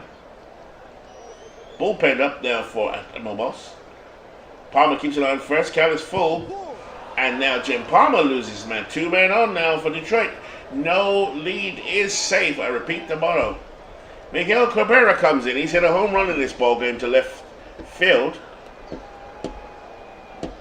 He's 1 for 3. Couple of runs here, couple of runs there, and who knows? Palmer looks in. Torre puts a sign down. Runner is first and second. Here's the fastball down the middle. Struck him out. So the end of that little rally there, a little flurry from Detroit. No runs, no hits, no errors. After 7.5 innings here at County Stadium, at Milbus 9, Detroit 1. Now, coming to the plate now, leading off for at Milbus in the bottom of the 8th, is Hugh Duffy. Lolich still out there taking his licks. Here's the 0-2 for Mickey. That one's hit deep and high, and it is gone. Hugh Duffy over Zernial in left field, and finally, Steve's had enough. And Willie Hernandez will come in to pitch. Score now 10-1 at Milbus. Here's George Sister now, 1 for 4. As Willie Hernandez comes in, lefty, 8-10 in his season, 2.70 ERA with a 900 whip. Hernandez looks in, Sisler waits, staring at him. A slow tap on the middle, Rogel boosts his left, gloves it, and over the first for the out. 1 away. Stepping in now is Chipper Jones from the right-hand side. He's 1 for 4. Chipper's a switch hitter. He's had 3 strikeouts today. Hernandez looks in, gets a sign from Freehand. Here's the 3-2. It's a changeup away from the plate, and Jones has drawn the walk. So Chipper at first for at Milbus, who are looking pretty good. Looking to go to 5-0 on the season. And now comes another power hit in this ballgame. Hammering Hank Aaron, 1 for 4. I've already had 2 home runs on the season. This is the first or second week. Runner on first. Here's the 1-1. And that's ripped straight to second. And Gehringer makes it look easy with the line out. 2 out. Joe Torre comes to the plate. Flowers are on deck. Hernandez on the mound. Freehand is ready. Joe Torre 2 for 3. He's having a good ball game. Joe Torre has had 2 singles early in the ball game and walked. Runner on first. Hernandez looks to first. Here's the 1-0. And that one's hit deep to left field, but Zernial tracks back and makes the catch to retire the side. 1 hit, 1 errors. One run, 1 hit, no errors. We played 8 complete. At Milbus 10, Detroit 1. And Detroit line up now for the ninth inning. K-Line steps in to lead off the inning. He's 0 for 3. Jim Palmer looks to complete a complete game. Just give up 2 hits. Here's the first pitch to K-Line. Fastball. Del Pratt to his right, fields it over to first. Got him. 1 away. Here's Hank Greenberg. His power's been eclipsed today by Jim Palmer. As Hank Greenberg goes 0 for 3. Palmer looks in. Zernial on deck. Here's the 0-2. Ground up the middle. Blauser with a great play. Over to first. Got him. So Jim Blauser. Hello, Carlos. Blauser, who's only rated a 3. A nice play to his left. Swiveled over to first. Got his man. 2 away here as we come to the end of this ball game. Probably. As Gus Zernial comes. He's 0 for 3. A masterpiece by Jim Palmer. Here's the 1-0. Grounded to Chipper. Chipper up and over the first. Ball game. Ball game. Ball game. Detroit won at Milbus 10. I repeat. Detroit won at Milbus 10, but it's just a blip on the horizon for Detroit as at Milbus go to 5-0 and Detroit dropped to 3-2. As my neighbors think, why is he speaking in a semi-American accent? Here we go. So Detroit won at Milbus 10. Jim Palmer gets to win a beautiful display here. Actually gave up only 2 hits. And Jim Palmer, Mickey Lolich will take the loss. Let's have a look at the lineups and let's see what they did. Not much going on for Detroit, only 2 hits. One from Carew and a home run from Miguel Cabrera. That was quite a highlight early on in the ball game. They only left 10 on base, so it wasn't that much. So at Milbus, who are looking pretty good, I have to say. Hugh Duffy, the leadoff spot, 3 for 5. Hits all the way down the lineup, really. The only ones who didn't get one was Blauser and Jones, but Blauser got some runs, and Andrew Jones is pretty good in the field. A couple of home runs, one from Hugh Duffy and one from Del Pratt, who I'd heard his name, but Beatles gave a little rundown on him, which is nice to see. Pitching, Lolich pitched 7 innings, gave 11 hits, 10 runs, 8 earned runs, 2 home runs, had 6 strikeouts and 3 walks. He actually had his plus stuff today. Go figure that one out. Willie Hernandez came in relief. Didn't give up anything, really. Only faced 4 batters, but didn't give up anything other than a walk. But Jim Palmer, 9 innings pitched, 2 hits, 1 run, 1 earned run, 1 home run, 3 walks, 6 strikeouts. He didn't even have his best stuff. Pretty good stuff for Jim Palmer. So Atmobus go to 5-0. Detroit go to 3-2. Yes. So we go to the second of the ball games. We've lost Beatles because of some distortion. Beatles and I we do have a history of technical hitches. So let's go to the next ball game. Now I've semi-retired from broadcasting, but I am doing one today. And we go to the next ball game, which will be. We have a rule: if we're broadcasting, we can't do our own teams. So we won't see Manchester Arlington, much to my sadness, and we won't see Mudville, Long Island, but we will see Canada and Cleveland. So that will be World's Worst Gamer versus Todd B. Coming up next. Let me just have a little sip of my coffee. Here we go again, guys. I've got the stamina to do it. So I know Steve will be going away now, tinkering with his lineup. We will have a look at the lineups afterwards, because I know Steve imported everything correctly, but there's still a few tinkering to go on here. So here we go. We've got Canada at Cleveland. This is Progressive Field, although the actual field, we're not sure where they're playing. I think that's a better picture. So Roy Halladay on the mound for Canada. World's Worst Gamer, let me know. I know you're a man of who likes to tinker, a bit like my good self. But I think that's what your lineup is, Halladay. Let's have a quick look at your rotation. That's not your rotation, that's Cleveland's. Let's go back to Cleveland, and Roy Halladay's a righty, so we're going to load a righty lineup, and Todd's lineup is here. That's perfect. That's Todd's lineup, and his pitcher, I wish they would sometimes do the pitchers. So I don't like broadcasting, getting the pitchers wrong. So let's have a look here. on the 12th, at least 2 need resting. It should be rotation. Tiant, Josh Kovalski. So Stan Kovalski will pitch for Detroit. It's the one pick I don't like. It's just screwed up. And for Canada, Roy Halladay, a World's Worst Gamer. That looks right to you. I think it is. And you are playing against a righty, so we'll load your right-hand lineup, which you know is correct, or was correct. It's gone again. See, World's Worst? It does disappear. So World's Worst, if you're in the house, please let us know. You know I uploaded it and loaded it as well. Steve more likely did exactly the same. But it's disappeared again. See? No righty. But I think that's your righty. But if you need to change it, let me know. World's Worst Gamer. You've got about 120 seconds before I crack on. Roy Halladay on the mound. Looks like he's for the Ez. Are you ready, World's Worst Gamer?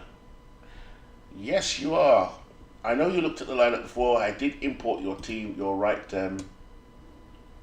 file as Steve did, but as you can see, it's not saved it for some reason. So I'm about to start with this lineup.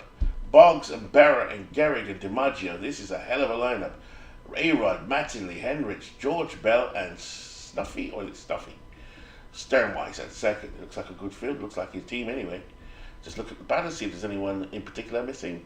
He may choose Thurman Munson, but I doubt it. World's Worst Game, if you're in the chat, let me know. I've got about 30 seconds left.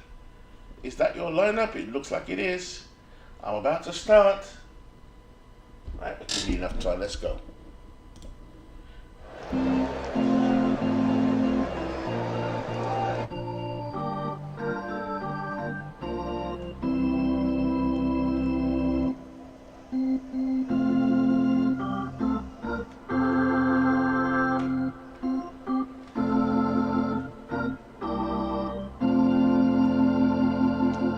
Welcome everybody to Progressive Field for today's game between Canada and Cleveland.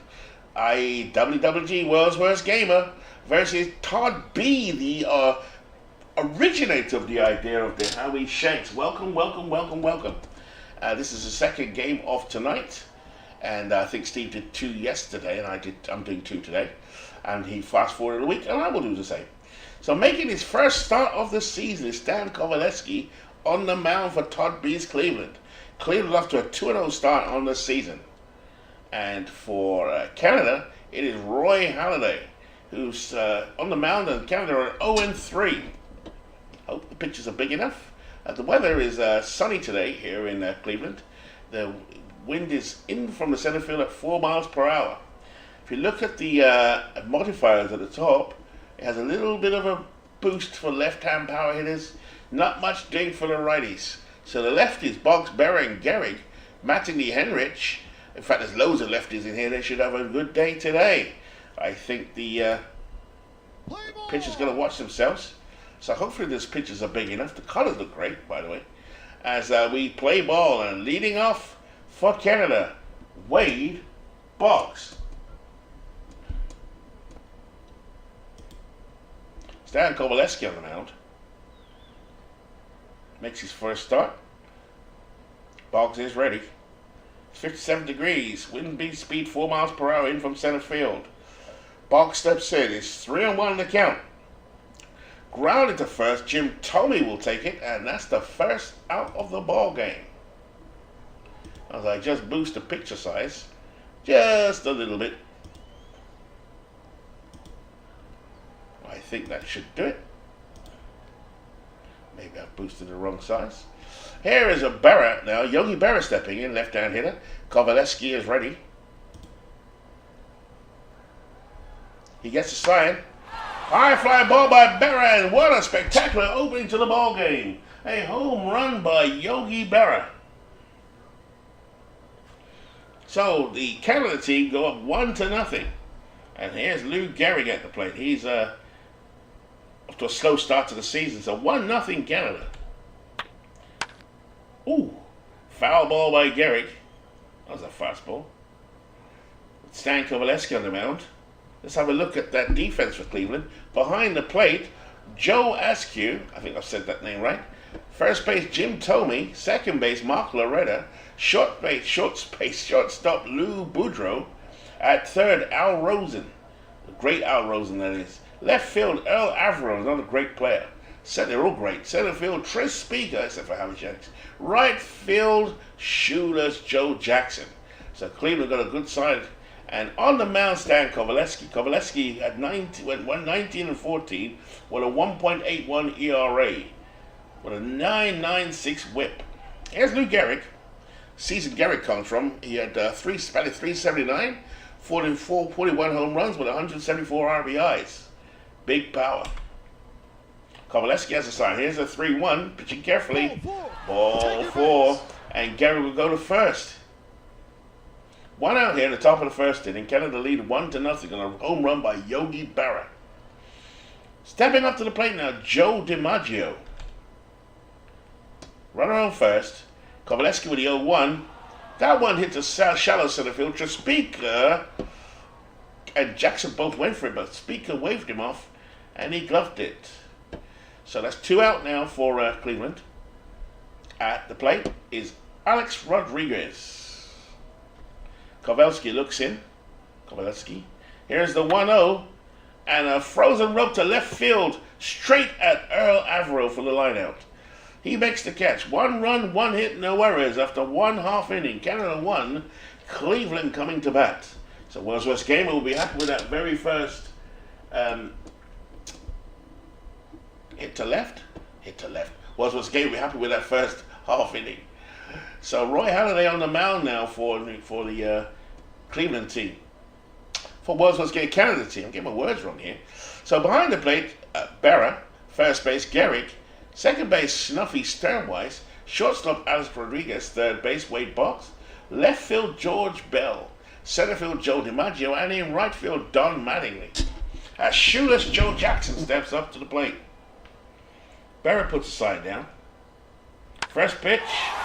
And that one is hit deep to right field. But Donnie Baseball has it in right field. Donnie Baseball playing right field. And that's 1 away. There's Tris Speaker, a man who's not really done well in Howie Shanks, at the plate. Batting from the left-hand side. Halladay looks in. Here's a 2-0. Cut fast, cutter up the middle by Speaker for a base hit.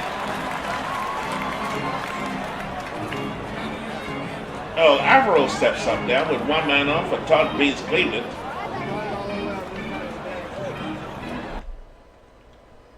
Runner on first. Here's the 2-1 from Halladay. Back up the middle and a base hit for Earl Averill. DiMaggio picks it up, nearly dropped it. And Cleveland have 2 men on. Runner in scoring position and the big, powerful Jim Thome stepping to the plate. Thome, a left-hand hitter, batting .304, 52 home runs and 118 RBIs. Roy Halladay comes from a season where he pitched, he won 20, lost 11, has a 2.78 ERA and a 1.053 whip and 206 strikeouts. Thome at the plate. Halladay looks in for the sign from Berra. Boudreau on deck. Runs on first and second. Here's the 0-1. Fastball, and this one is gone. Jim Thome caught a piece of that one, sent it into right field, 383 feet. Gone, and straight away, Cleveland take the lead. Sticking that one again. Thome got a piece of that one, and that one went way, way back. Home run, 3-run homer for Jim Thome. So Lou Boudreau now steps up. As West Gamers Canada fall behind 3-1. Boudreau, 0-2. He pops it up behind first. Sternweiss going back with a diving play and takes that one. 2 out. Here's Al Rosen at the plate. Al Rosen, one of the best players in Howie Shanks history. He's played well in Howie Shanks 2 and 1. Here he is in Howie Shanks 3. The Cleveland third baseman, stuck behind Ken Kelton in the Cleveland system in the late 40s, early 50s. But came into his own, had a brilliant 1953, as I recall. So Halladay looks in, Berra behind the plate. Loretta is on deck. Here's the 0-1, grounded to third. Boggs up with it. Oh, the first got him. So, after Signs retired, 3 runs, 3 hits, no errors. After 1 inning, Cleveland jumps out 3-1 over Canada. Leading off for Canada, top of the second, Don Mattingly, left-hand hitter. Kovaleski looks in. Here's a 3-2, struck him out. So first strikeout for Kovaleski there. Don Mattingly will sit down on the bench. And here's the old reliable Tommy Henrich, batting DH today, left-hand hitter. Kovaleski waits. He's ready. Askew pulls the sign down. Here's the 0-2, grounded to Loretta, fielded by him. Throw to first, and Henrich is retired. 2 away. Trying to make these pictures just a little bit bigger. Player photos. Nope. Preferences. Video. Player displays. Just bear with me. That's better. So Kovaleski on as George Bell takes to the plate, comes to the plate. 2 out here at the top of the second for Canada. They're off to an 0-3 start. Rough start. Up against the powerhouse Cleveland team. Bell is ready. Kovaleski is set. Here's the 0-2. And that's lined straight to Boudreau, and he makes the catch. No runs, no hits, no errors. After 1.5 innings, Cleveland 3, Canada 1. We go to the bottom of the second. And leading off is Mark Loretta. I've never seen Mark Loretta before. Who is Mark Loretta? He is ready. Halliday looks in. The righty is set. First pitch to Loretta. A-Rod up with it over to Gehrig, and he is out. So ground to the left-hand side, and A-Rod picked it up. A-Rod, a former Manchester Red Bolt, by the way, in Howie Shanks too. Here's Vic Wertz. 1 out. Here's the 3-1, and a base hit up the middle for Vic Wertz. Here's Cleveland coming again now with Joe Askew, or Askew, the catcher. Halliday trying to concentrate here. Bearing in as Askew takes the plate. Wertz over for another threat to steal Vic Wertz. Runner on first. Here's the 1-2. Struck him out. First punch out for Roy Halladay. Stepping up to the plate now, shoeless Joe Jackson. Jackson, a lefty hitter, batting .395 with 3 home runs and 90 RBIs. That's the season he comes from. So Jackson is ready. Fly to right to first. Runner on first. Halladay gets a sign. Here's the 0-2. Grounder up the middle. Sternweiss goes to his right, fields it over to first, and that is 3 away. No runs, 1 hit, no errors. We've played 2 complete. Cleveland 3, Canada 1. Leading off now, the top of the 3rd inning, Snuffy Sternweiss. There's a 3-1, high and inside by Kovaleski. And Sternweiss is on base. He's a threat to steal. Stepping up next is Wade Boggs, 0 for 1. Let's see what these Yankees and Toronto Blue Jays can do. That's Canada's team. The Canada A. Kovaleski looks in, runner on first. He looks at the runner. There goes Sternweiss. And a throw down by Askew, but Sternweiss is safe at second. The pitch got over for a strike, but Askew fired away, and Stuffy Sternweiss in scoring position now for Canada. Kovaleski looks over at Sternweiss as Wade Boggs is still there. 0-1 to count. Runner on second. Here's the 0-1. And a base hit for Boggs. Sternweiss will stay at third as Speaker. Got to that ball pretty quickly. Sternweiss should have probably tried to go for home. Was playing safe. 3-1 to score. Top of the 3rd. Nobody out. Yogi Berra, 1 for 1, steps in. He hit a home run to right field, or left set. Yeah, right field in the previous inning. Kovaleski looks in. Askew puts the sign down. Kovaleski looking over first. Here's the 2-2. Curveball. And called a strikeout.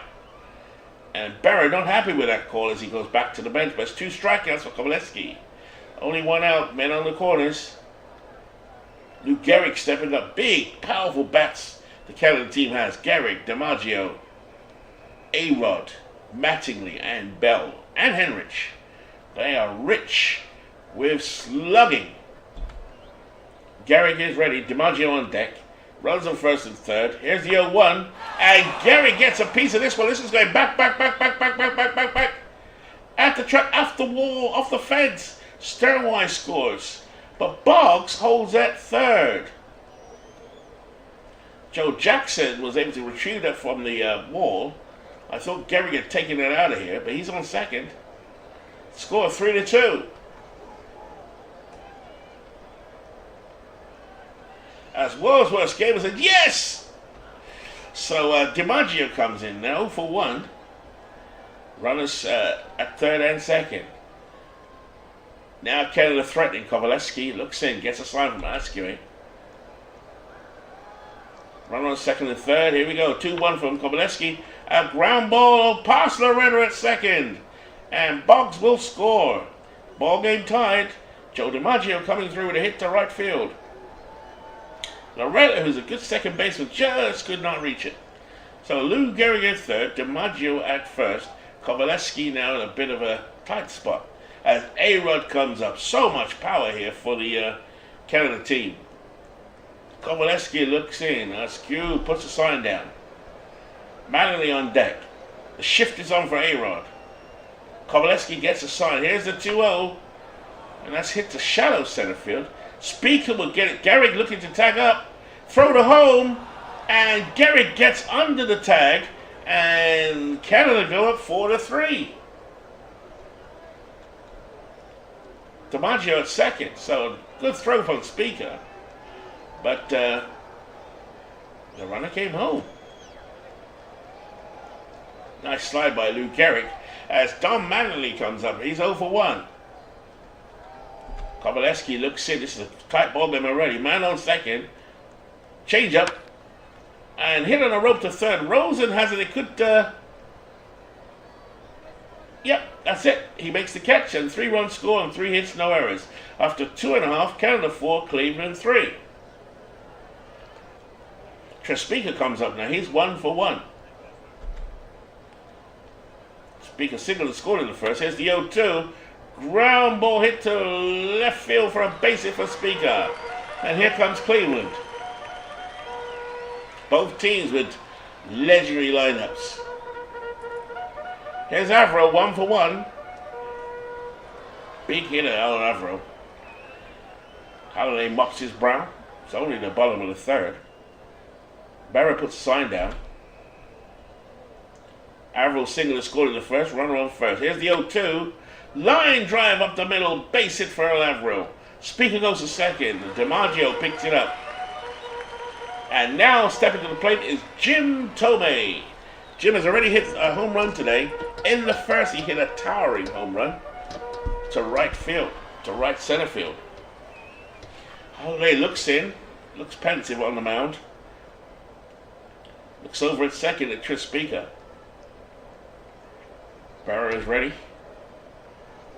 Shift is on for Tomei. Runs at first and second. Here's the 0-2. Swing and a miss on that beautiful curveball by Roy Halladay. That's a Lord Charles curveball. As they used to call Doc Gooden's curveball, Lord Charles. Here's Lou Boudreau now stepping in. He's 0 for 1. Man at first and second. Halladay fires. Ground ball up the middle. Halladay has it. Cuts the lead runner off at the Sternwest. Sternwest to Gehrig. Double play. No runs, 2 hits, no errors. After 3 complete, Canada squeaking a lead over Cleveland. They lead 4-3. Leading off for Canada, top of the 4th inning, Tommy Henrich. First offering, and that one's gone deep to right field. This one could go. It hits the wall as Speaker and Jackson chase back. So Henrich will get a double. He rolled that one to left field. Speaker and Jackson let it hit the wall. Confident it wasn't going out. And Tommy Henrich leads off for Canada with a double. Here's George Bell now, 0 for 1. Kovaleski looks in, runner on second. Gets a side from Askew. Here's the 1-2. Inside corner, struck him out. Nice change up by Kovaleski. 3 strikeouts now for Stan. Snuffy Sternwise steps up here in the top of the 4th inning.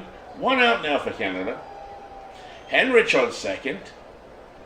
Sternwise settles in. He walked and scored in the 3rd. Boggs on deck. Runner on second. Here's the 2-1. Hit high down the left field line. But Averill watches it go into the crowd, foul.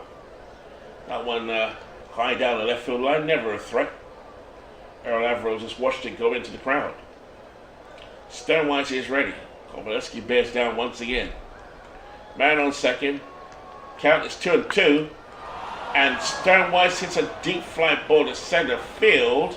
Speaker drifts to his right. And he makes the catch. 2 away. Tight ball game. Canada lead 4-3. Wade Boggs now at the plate. Kovaleski looks in. Runner on second. Kovaleski is set. Here's the 1-2. Struck him out. 4th strikeout for Kovaleski. No runs, 1 hit, no errors after 3.5. Canada 4, Cleveland 3. As Roy Halladay takes the mound. Now for the bottom of the 4th inning. Cleveland now looking to tie this up. Both teams hitting blows like 2 heavyweights in the boxing ring. Al Rosen steps in. He's due.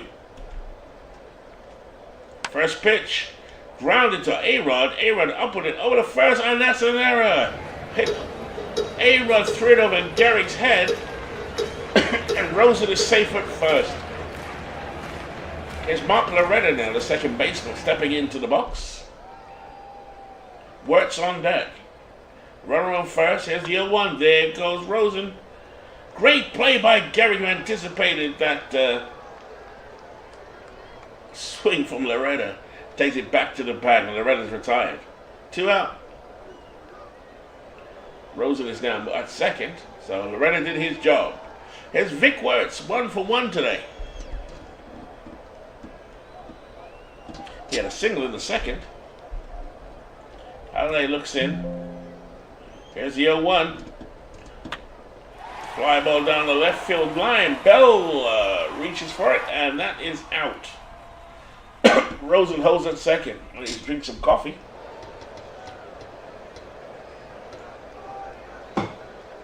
Askew at the plate, 0 for 1. Interesting ball game. Jackson's on deck if he reaches back. Runner on second. Here's the 0-2 from Halladay. That one is hit deep to left field, but George Bell camps under it to make the catch. No runs, no hits, 1 error. After 4 complete, Canada 4, Cleveland 3. Here's Barra, 1 for 2. Garrick is up next. Kovaleski tells the rubber. Here's the 0-1. Grounder up the middle. Right to his right. Fields it over to Tomei. 1 away. Excuse me. Here's Lou Garrick. 1 for 1. Garrick walked in the first. Here's a 2-0. High fly ball to center field. Speaker goes back, and that's 2 away. Excuse me. DiMaggio, 1 for 2. Now he'll step in. Slow start to the season for Joe. Played for Detroit last year. Then he got injured and he was out, but he was part of the world champion Detroit Coyotes last year. Let's see what he can do for Canada. Kovaleski steps in. He stares in. Here's a 2-1. Fly ball to deep center field, and Speaker is there. And that retires the side. Nothing across at the top of the 5th. After 4.5 innings, Canada 4, Cleveland 3. This is the second game of the night. We saw the first game where Ant Milbos beat Detroit in a beatdown. Here's Joe Jackson now coming in 0 for 2 for Cleveland. One of the favorites for the title this season. And there's a big towering smash to right field, and this one, ladies and gentlemen, is gone. Joe Jackson, Shoeless Joe, showing some dead ball power. That one's gone to right field, that's out of here. Let's look at that one again. Ball game tied up. Holiday fastball wasn't his best. That one, towering home run by Shoeless Joe.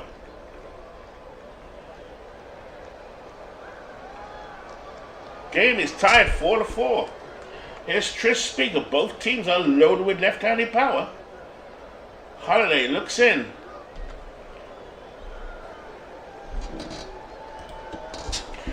Speaker is ready. 2 for 2 today.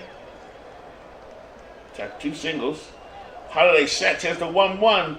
And a base hit to the right-hand side. Speaker with a base hit to right field. He's on first. So Holiday, 55 pitches so far. Score tied 4-4. As well as worst gamer continues to criticize himself. Avro is ready. 2 for 2. Runner on first. Here's the 0-2. This one hit deep to center field, but Joe DiMaggio, so graceful in center field, fields it, and that is that. One away here for Cleveland. Canada try to stymie them here in the bottom of the fifth. Tomey at the plate. Tomey's had a home run in the first inning. He's 1 for 2. Big Jim Tomey, Hall of Famer, against Hall of Famer Roy Halladay. Halladay looks in. Mano a mano. Runner on first. Payoff pitch. Struck out. Big swing from Jim Tomey. He strikes at 2 away. Nice fastball by Halladay. That's his third punch out of the game. As Lou Boudreau comes to the plate, he's 0 for 2. Shortstop Lou Boudreau. Halladay looks in. Boudreau grounded out last time to a double play. Here's the 0-2 from Halladay. It's a cutter. And that's popped up behind the barrier going back. And it's behind home plate. Foul. 0-2 to count on Boudreau. He's 0 for 2. Speaker on first. Score is tied 4-4. We're in the bottom of the fifth inning. This is Halladay's first outing in the Howie Shanks leagues. Here's the 0-2. Curveball. Grounded to second. Sternweiss up with it and over to first, and that retires the side. 1 run, 2 hits, no errors. After 5 complete, we have a tied ball game. Canada 4, Cleveland 4. And now leading off for Canada at the top of the 6th, A-Rod, as worst gamer, continues to chunker away. He says burying the 2 spot might be kind of dumb, considering his out of on base percentage, but I was hoping he'd be a low K guy that moves bugs to the line. I can see you thinking, WWJ. Here's A-Rod 0 for 1. Pavelski sets. Grounded to first. Jim Tomey has it and takes it to the bag. 1 away. Don Mattingly steps up. He's 0 for 2. Pavelski holding things together just about for Cleveland. As Q puts a sign down. Here's the 1-1. Grounded to Loretta. And he picks it up and over to first to retire Mattingly. 2 away, nice and cool. Loretta at second for Cleveland. As they look quite nice in their blue uniforms with red trim. Henrik steps to the plate. Old reliable, 1 for 2. A Yankee from the 40s and, the 40s. Pavelski looks in. Riley ties the rubber. Here's the 1-1. Grounded straight to Loretta. He's up with it over to first. Got his man. No runs, no hits, no errors. After 5.5 innings, Canada 4, with Cleveland coming to bat 4. Leading off for them is a man who I love in the Howie Shanks leagues, and that is Al Rosen. A right-hand hitting Al Rosen for Cleveland, batting in the 6th spot, but he's leading off this inning. Halladay on the mound. Halladay has pitched 5 innings, given up 8 hits, and given up 2 home runs so far with 3 strikeouts. He's holding his own. Score tied 4-4, bottom of the 6th. Here's Rosen. Here's the 1-2. Deep fly to center field. Joey D goes back and he's under it and puts it away for the out. One away. Here's Loretta at the plate. That's a good fielding place, Mark Loretta. Holiday looks in. Loretta grounded out in the fourth. But Holiday loses Loretta. Loretta is on first. The fans get up for it again as Vic Wertz comes to the plate. Holiday showing his toughness on the mound. Throws 78 pitches. Wertz is ready.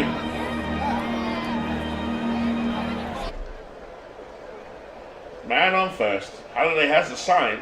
Here's the 0-1. This one's hit deep to right field. Manley going back.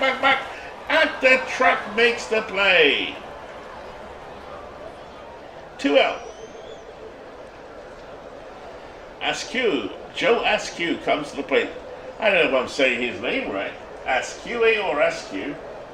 Anyway, Joe A is at the plate. Halliday looks in, holding it together for Canada here. Runner on first. Halliday toes the rubber. Here's the 0-2. Fastball, ground up the middle. Stuffy with the play at second and guns to first. No runs, no hits, no error. Nice play by Snuffy Sternweiss at second. Nice defense from Canada. And we've played 6 complete here. Ball game tied. We have no ghost runner. Canada 4, Cleveland 4 in Sunday baseball for the Howie Shanks Bingo League 3. George Bell steps in now, 0 for 2.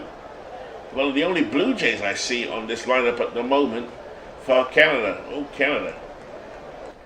Kowalski now, 89 pitches for Cleveland. He's ready. Askew puts the sign down.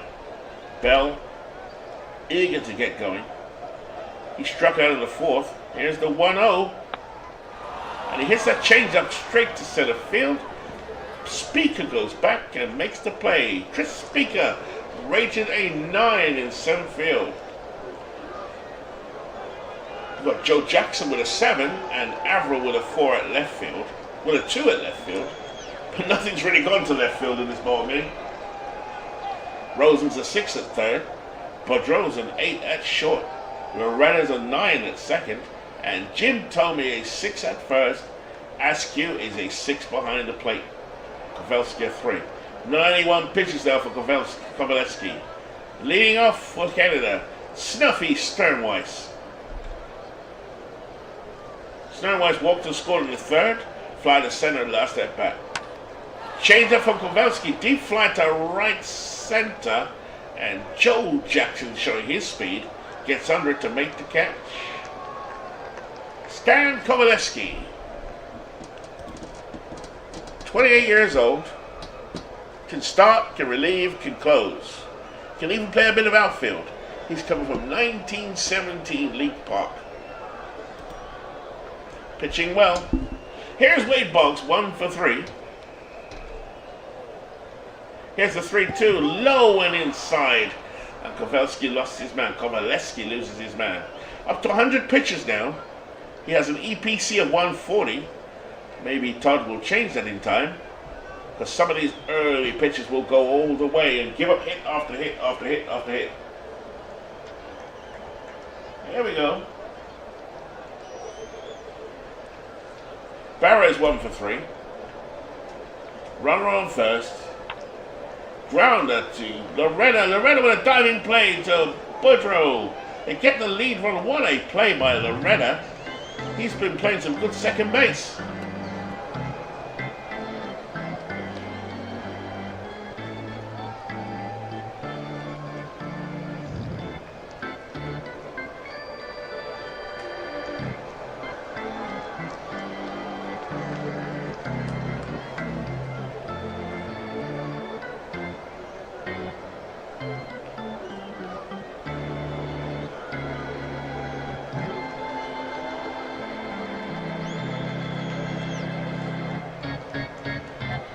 Welcome back, everybody. Bottom of the 7th inning. Oops. Bottom of the 7th inning. Oh, I'm just doing a little bit of admin here, actually. Anyone show me how to reinstate Beatles? Here, leading off the bottom of the 7th inning, Joe Jackson is 1 for 3. Hit a solo home run in the 5th. Here's the 0-2 from Halliday. Breaking ball, line drive to us. And that's going to get him a triple. So that's a line drive. Well hit into the gap by shooter Joe Jackson. A triple, as people say, a triple. Joe Jackson runs it quite easy to third. So Cleveland threatening again. Nobody out here. Bottom of the 7th inning. Been impressed with Halliday so far. Here's Tris Speaker, 3 for 3. Had 3 singles in this ballgame for Tris. Tris has never really done well in the Howie Shanks Bingo Leagues. This is his 3rd time up. 3 for 3 for Tris Speaker. Halliday hanging in there, 86 pitches. Speaker single in the 5th, runner on 3rd.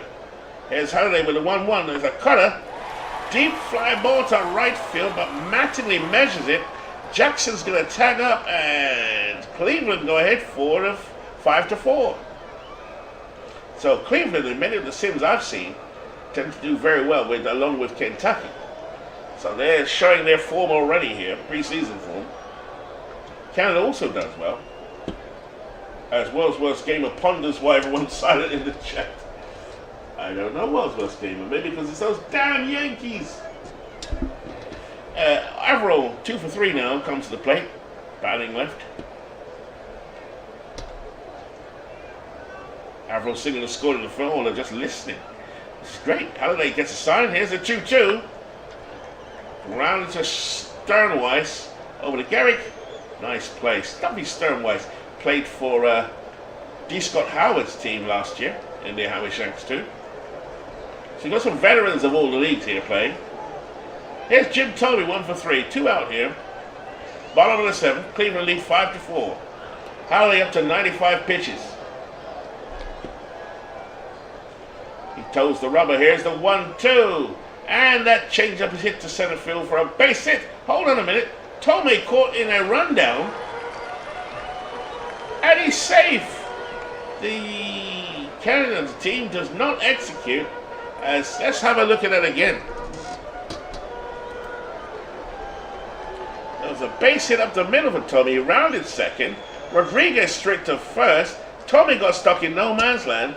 Garrick threw to second, but somehow Tomey got to second. Bad execution in the field by the Canada team. Canada, eh? So, Boudreaux, 0 for 3 now steps in. Cleveland still lead 5 to 4, 2 out. Bottom of the 7th inning. Canada trying to stop from going 0-4. I shall repeat, 0-4. Oh, what can hear Wordsworth's game is screaming. Oh my God. Runner on second. How do they set? Here's the 1-0. Boudreaux! Oh my goodness! A line drive straight to center field, way over DiMaggio's head. A line drive, and Cleveland go ahead 7 to 4. And the AI WWG, just showing you how the AI should manage, is now taking out Bob Shorkey. Taking out Halliday for Bob Shorkey. So Bob Shorkey now in for Canada. Coming out of the bullpen. This is 26-year-old Bob Shorkey from 1916. Used to playing at the Polo Grounds. A right-hander. Good fastball. Can start, relieve, and close. So Bob Shorkey on in relief here for Canada, trying to prevent from going 0-4. Todd's Cleveland team looking to go 3-0. One of the many teams that have gone 3-0.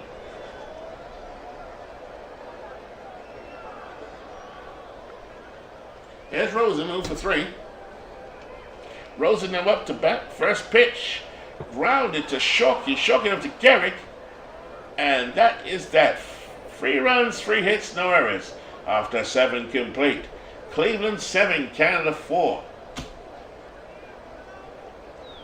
We go to the top of the 8th inning now. Stan Kovaleski still on the mound, but pitched 101 innings, and he's only given up pitches. He's given up 5 hits, 1 home run, 3 walks, and 4 strikeouts. Having a good ball game, but he will be tiring now. Here's Gehrig, 1 for 2. Here's the 1-2, and a line drive by Lou Gehrig. Speaker plays it off the wall, but Lou Gehrig will cruise into second. Here comes Canada. Here comes Canada. DiMaggio now. Really rough start for Joe. But he's 1 for 3 today. Batting 0.77 on a very young season. Rodriguez up next. Man on second. Kovaleski into his windup. First pitch and hit back at Kovaleski, who makes an error. DiMaggio is safe, and Kovaleski with his first error of the season.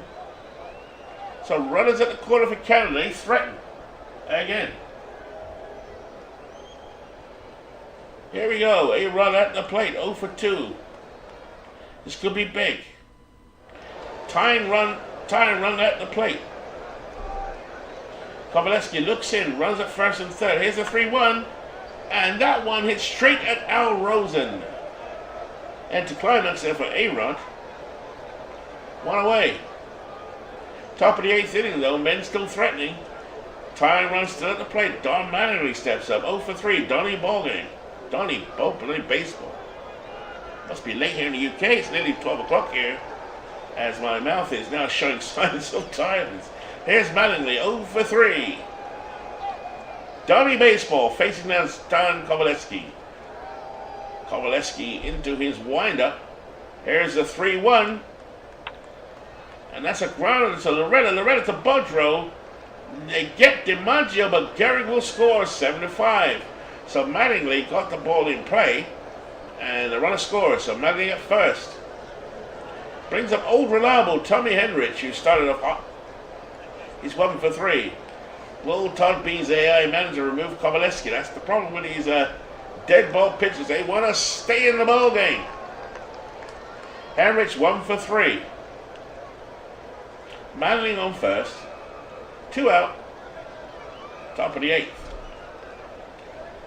Bell on deck. Here's man on first. Here's the 0-1. That's a high fly ball to center field. Beacon goes back and makes the catch to retire the side. 1 run scores, 1 hit, 1 error after 7.5. Cleveland 7, Canada 5.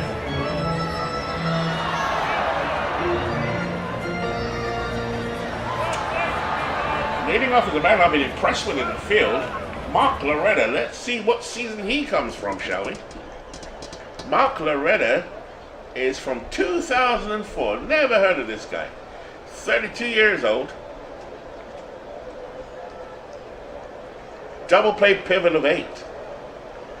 Nice card by Steve Tate. So here's Loretta now, 0 for 2. I shall look out for him in my book studies. Bob Shorkey, another one of these dead ball pitchers, or is he? Bob Shorkey, just check him again. From 1916. Was he one of the 27 Yankees? Anyway, Shorkey looks in. Loretta is ready as he leads off. Here's a 2-2. And a base hit for the impressive Loretta. So Todd B's team has a base runner again. Rick Wirt steps in now. Bob Shorkey ready. Barrett puts a sign down. Here's the 1-1. Grounder. Boggs fills it. Over to Sternwise. Over to Gehrig. Double play. Nice double play by Boggs, Sternwise, and Gehrig. They turned a beauty there. Let's have a look at that again.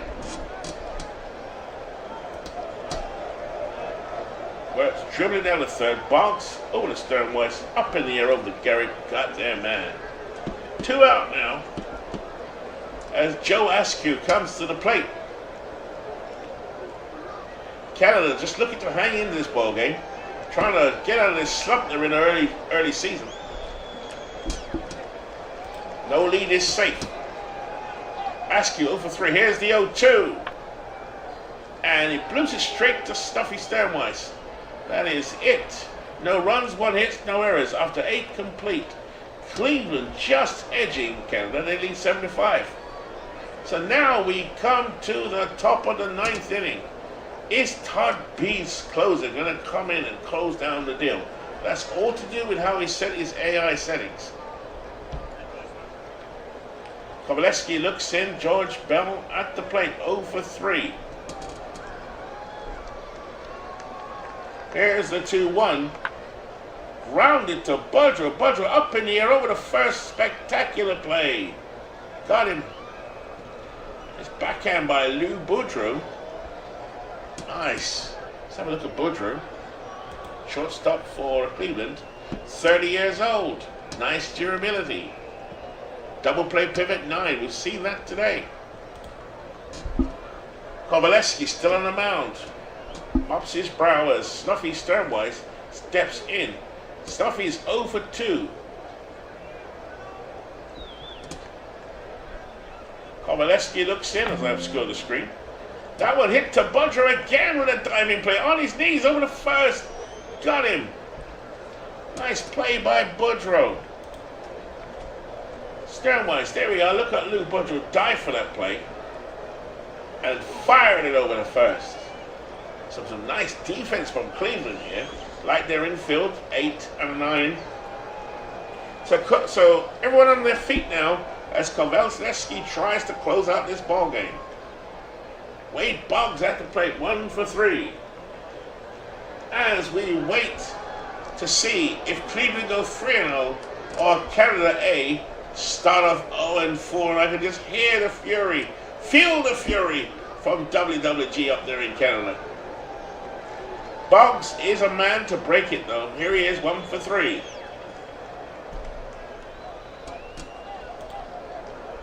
Kovaleski. Ready. Ground ball to right field and Boggs breaks that up a little bit.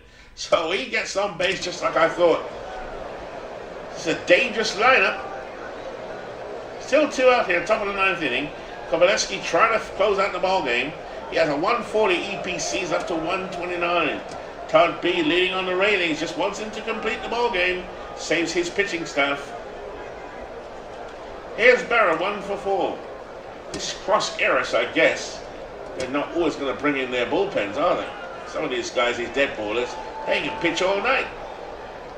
Like Old Hoss and Joe McGinley and guys like that. Here's Barra anyway, 1 for 4.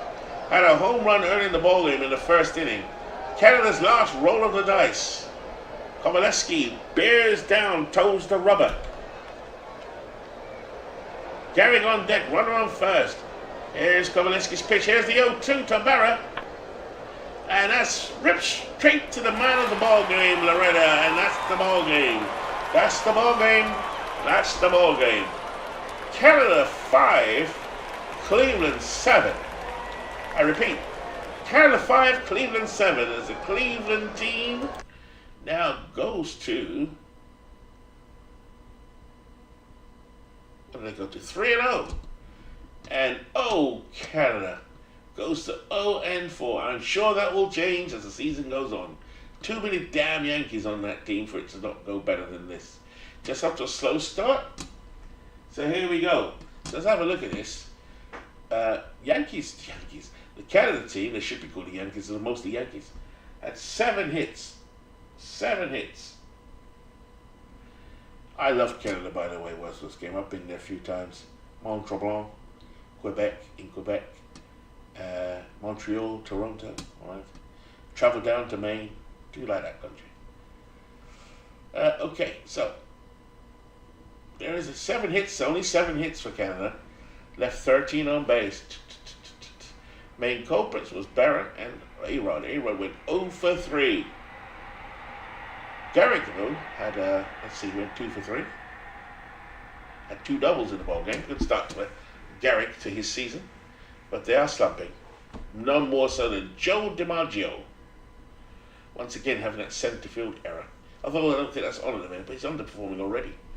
And then for Cleveland, well done, Todd B. 3-0 on the season. Big day for Tris Speaker, who doesn't normally do well in Howie Shanks. He's gone 3-3. Big Jim Tomey had a massive home run. 3 RBIs, went 2 for 4. And Shoeless Joe, we saw Shoeless Joe showing that dead ball can hit some home runs too. Went 2 for 4. I like that home run. Both home runs look beautiful, as did Barris, to be fair. So let's have a look at the pitching. Roy Halladay, I think, did pitch fairly well. by these standards, although it doesn't look that way. 6.2 innings, gave 11 hits, 7 earned runs. His bad inning, I think, was the 7th. And up to there, he was doing okay. And Kovaleski, we're going to give him some credit, went the whole game, old school. 9 innings pitched, only gave 4 earned runs. Had 4 strikeouts and 3 walks. It's a nice play there by Cleveland. And Cleveland now off to a good start. So what I will do, spend a bit more time. I've lost my pal Beatles. I have some technical difficulties. Beatles, if you want to come back on to the chat, you're more than welcome. I want to show something in a minute. So let's go to the actual scheduled games of the day. So we can take that off. Oh, it's already off. That's fine. So we're going to do a little fast forwarding of the day, and then we'll do a week. So Hagerstown, which is Dwayne Marks' team, come to RGL, the Mets, the kind of Mets merge with, I can't remember who he's merged with. But anyway, Deerfield Beach is mostly Mets. And I forget who with. Hagerstown 1-5, so it's Dwayne Marks, his initial season on RGL, into the Howie Shanks Bingo League 3. So I'm going to auto that one. And Hagerstown take down RGL's team. 2-1 tight ball game. Norris gets the win. Let's have a look at this one. Black Mike, Mick Cochran went 2-5 for Hagerstown. They had 6 hits, so quite a small amount of hits in that game for them, but they still come out with a win. Looks like they won it in extra innings too. So, they are only hitting 173 on the season as a team, but there's that key RBI by Mickey Cochran. For Deerfield, which you can see is made up of those Pittsburgh Pirates and New York Mets, they left 20 on base. Oh my goodness gracious me. But Felix Milan, I think that is, had 3 hits. Clemente had 3 hits. There we are. The loss was taken by Babe Adams, his second loss of the season. And Norris, is that Mike Norris, went 1-0. Have a look at the pitching. Norris pitched 10 innings. So these guys are going for it, man. So I have to wonder, are you all setting your EPCs or your own run, pulling them after certain amount of hits? You can do that. And just as a reminder, I know we all play Action PC. I think every single one of us but Legends plays Action, so maybe a little refresher. I'll quickly show. So, Babe Adams takes the loss. Norris takes the win as Hagerstown takes down Deerfield. We've seen Detroit get a slap from no boss. Mudville, that's the All Shocks team from Beatles Eternally. Beatles did well in the Howie Shanks 2. Here we go. And Long Island, I think Long Island is Todd. No, it's not Todd B. It's Legends Sports Universe. LSU take down Mudville 6-4. So let's have a look at that one. As Josh Hader takes the loss. When he must have come on in relief. And Dutch Leonard, the veteran dead baller. Always interesting to see how the dead ballers get on. Or the guys from the 20s, 30s, and the 19th century guys get on. I don't like 19th century pitchers, just so you know. So I won't be talking them up very well. Travis went 3-5. Tony Oliva, is that the toy cannon, went 3-4. So Long Island pull out the victory. I love that logo by Steve there. In fact, the Mudville ones from last year, pretty good too. So we're getting some history in the leagues now, which is nice to see. And this is Beatles' 4th go-round now. So Eddie Collins went 1-3. They had 22 men left on base.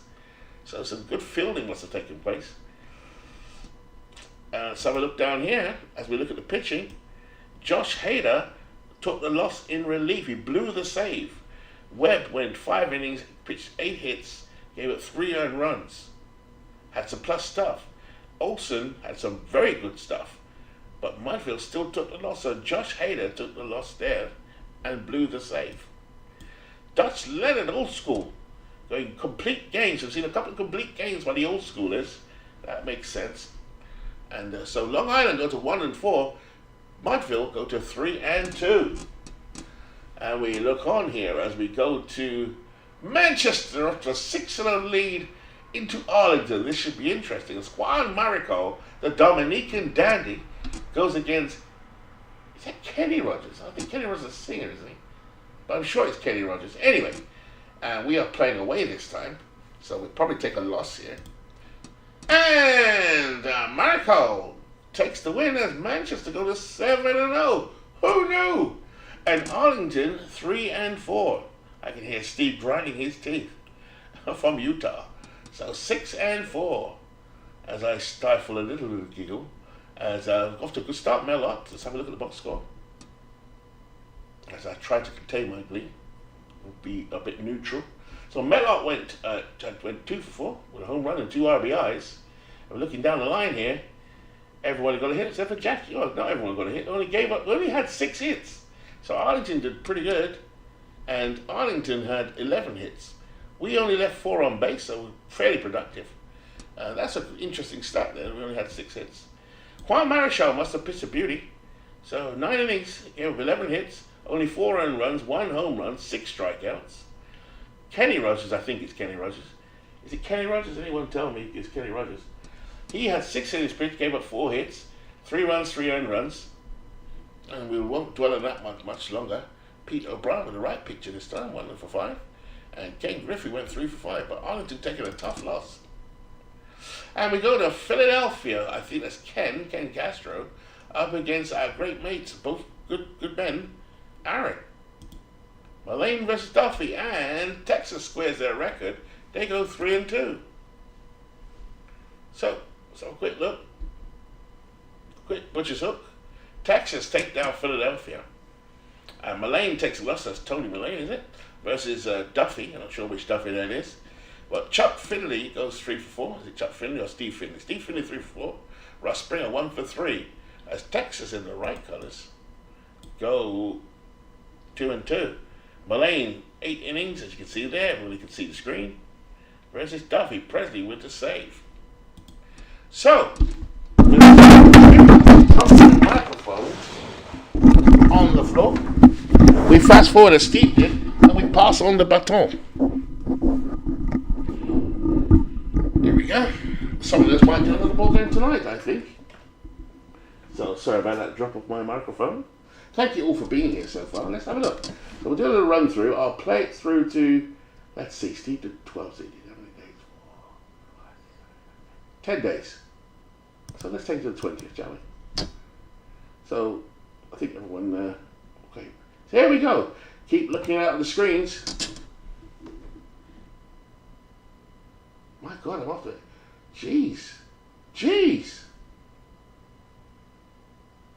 Oh my God. Manchester on a 10-game winning streak. My goodness. Hey, Hagerstown finally beat Manchester. And again. See, it doesn't last long. So we're coming up to the 20th.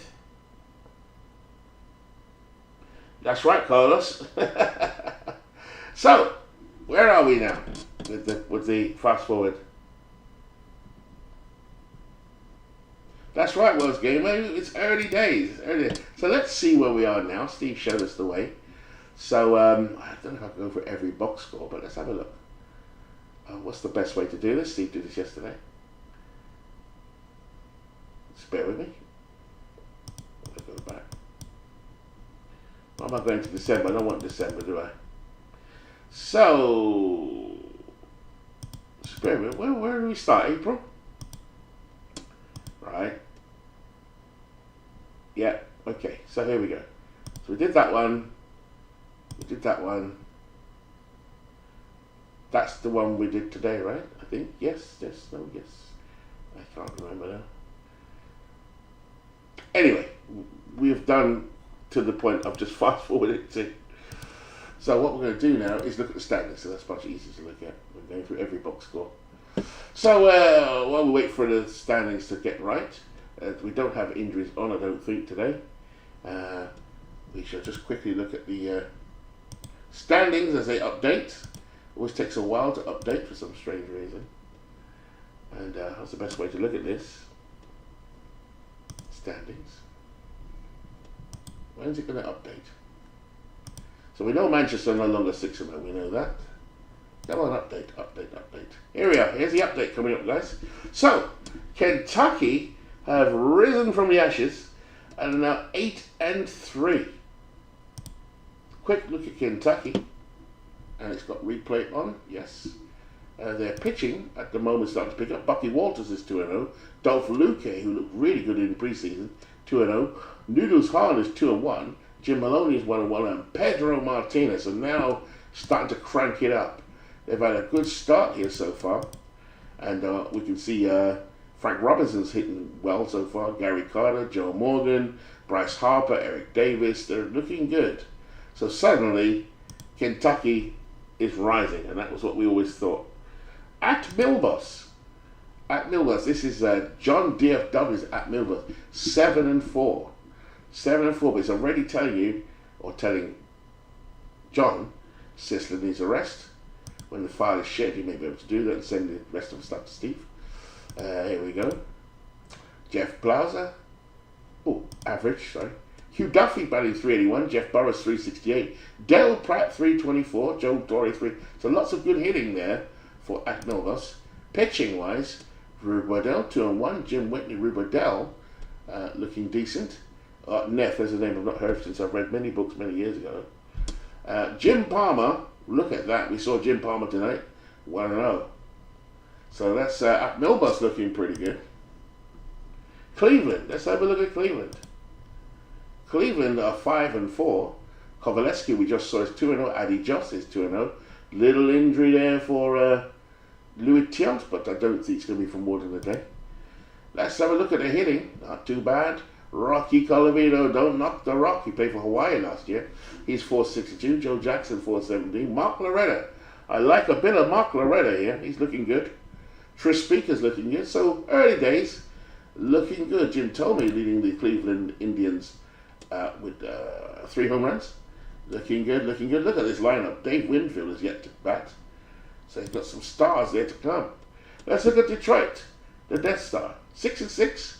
So they're hanging in and out that shellacking they got earlier on this afternoon. Already talking about rest here already. It's interesting. Miguel Cabrera, let's see where they are, where they're hitting. Mike Trout on the bench. Rod Carew, 448. Ty Cobb, 320. George Kell, 286. Harry Hillman. So the hitting's letting down just a little bit. Pitching, not much to say really, not bad. Verlander's off to a 1-0 start. Darren Oliver, 348, 2-1. Hank Aguirre. So just looking at the stats. Mudville at the moment are 4-6, early days. Let's have a look at the hitters. Paul Goldschmidt, Tommy Davis, Christian Yelich, Tommy Harlan. Beatles has drawn a couple of teams. Milwaukee. Apologies to any Milwaukee Brewers fans in the chat. It's a tough ask. I think he's from Arizona, but he's still doing well. Mike Caldwell is going to be the ace of this league, and I can predict that right now. Mike Caldwell, watch out for Mike Caldwell. Off to a good start. And finally, let's have a look at this rest of the league. Philadelphia, Ken Castro. A lot of 19th century players here. Good luck, Ken. Gus Sir, who is Gus Sir? Lefty hitter, first baseman, 1939 player. Jack Rowe, these are names I've never heard of. Oh, no wonder, 18th century. Jack Rowe, left-hand hitter. Ed Delahanty, we've seen him before. Ed Delahanty and Elmer Flick. Dan Bruthers, another Manchester Red Bull. Anyone? I'll tell you what now, prediction. Dan Bruthers will be in the top 5 hitters of this league. No question.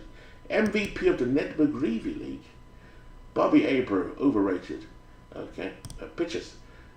John Ward, who is John Ward? Another 18th century. See, Ken loves 19th century. You send it afterwards, Wells. It'll be much easier. I'll make sure. You can send it to me if you want. And I'll put it in and then I'll send the file across to Steve. Save Steve some work. So Philadelphia looking good. 3-6, but they've got some great players in the team. Michael Jack Smith is in their team. This is a 1983 Michael Jack Smith. So a little past his prime, possibly. I think after that he starts to slide. Canada, here we are. World's worst game. I've heard a lot from him in the chat. So Steve Stuffy Sternwise, I always get it wrong. Stuffy or Stuffy. He's there at 400. Tommy Old, reliable Henrich. So this team will catch fire, no question. How could you not? With such a massive power base, ex-Yankees there. Where he might fall down, though, is pitching. I could be wrong. Let's see. So that's the Shanks League.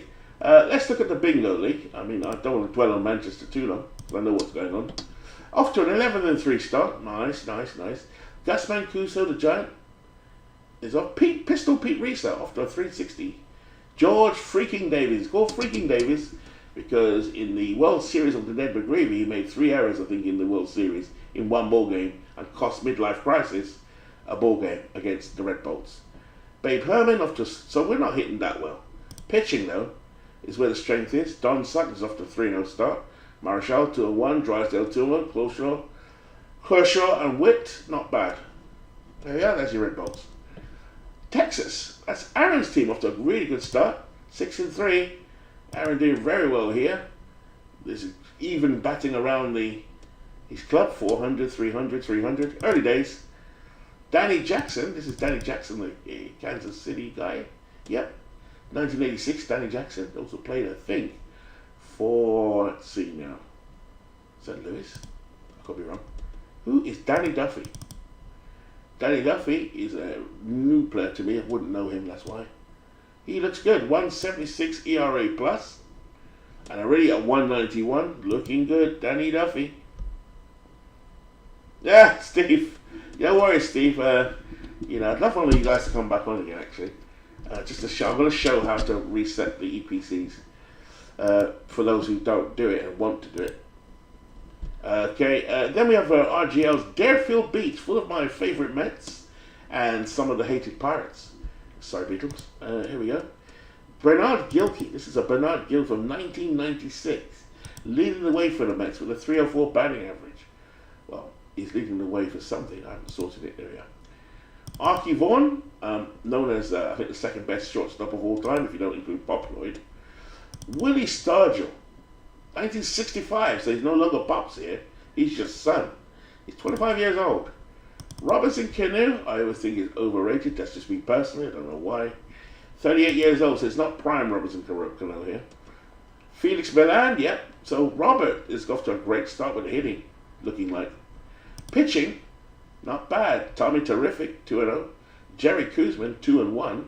What year Tom Seaver is this? This is 1971 Tom Seaver. Someone would have to tell me he had a 195 ERA plus. Not bad. Jerry Kuzman, lefty, playing more or less within himself. 1976. He's 34-year-old, not a prime one. Babe Adams, this is Babe Adams from 1913. He's taken 2 losses already, I think, from memory. But he's still playing well. 174 ERA plus, just 2 ball games.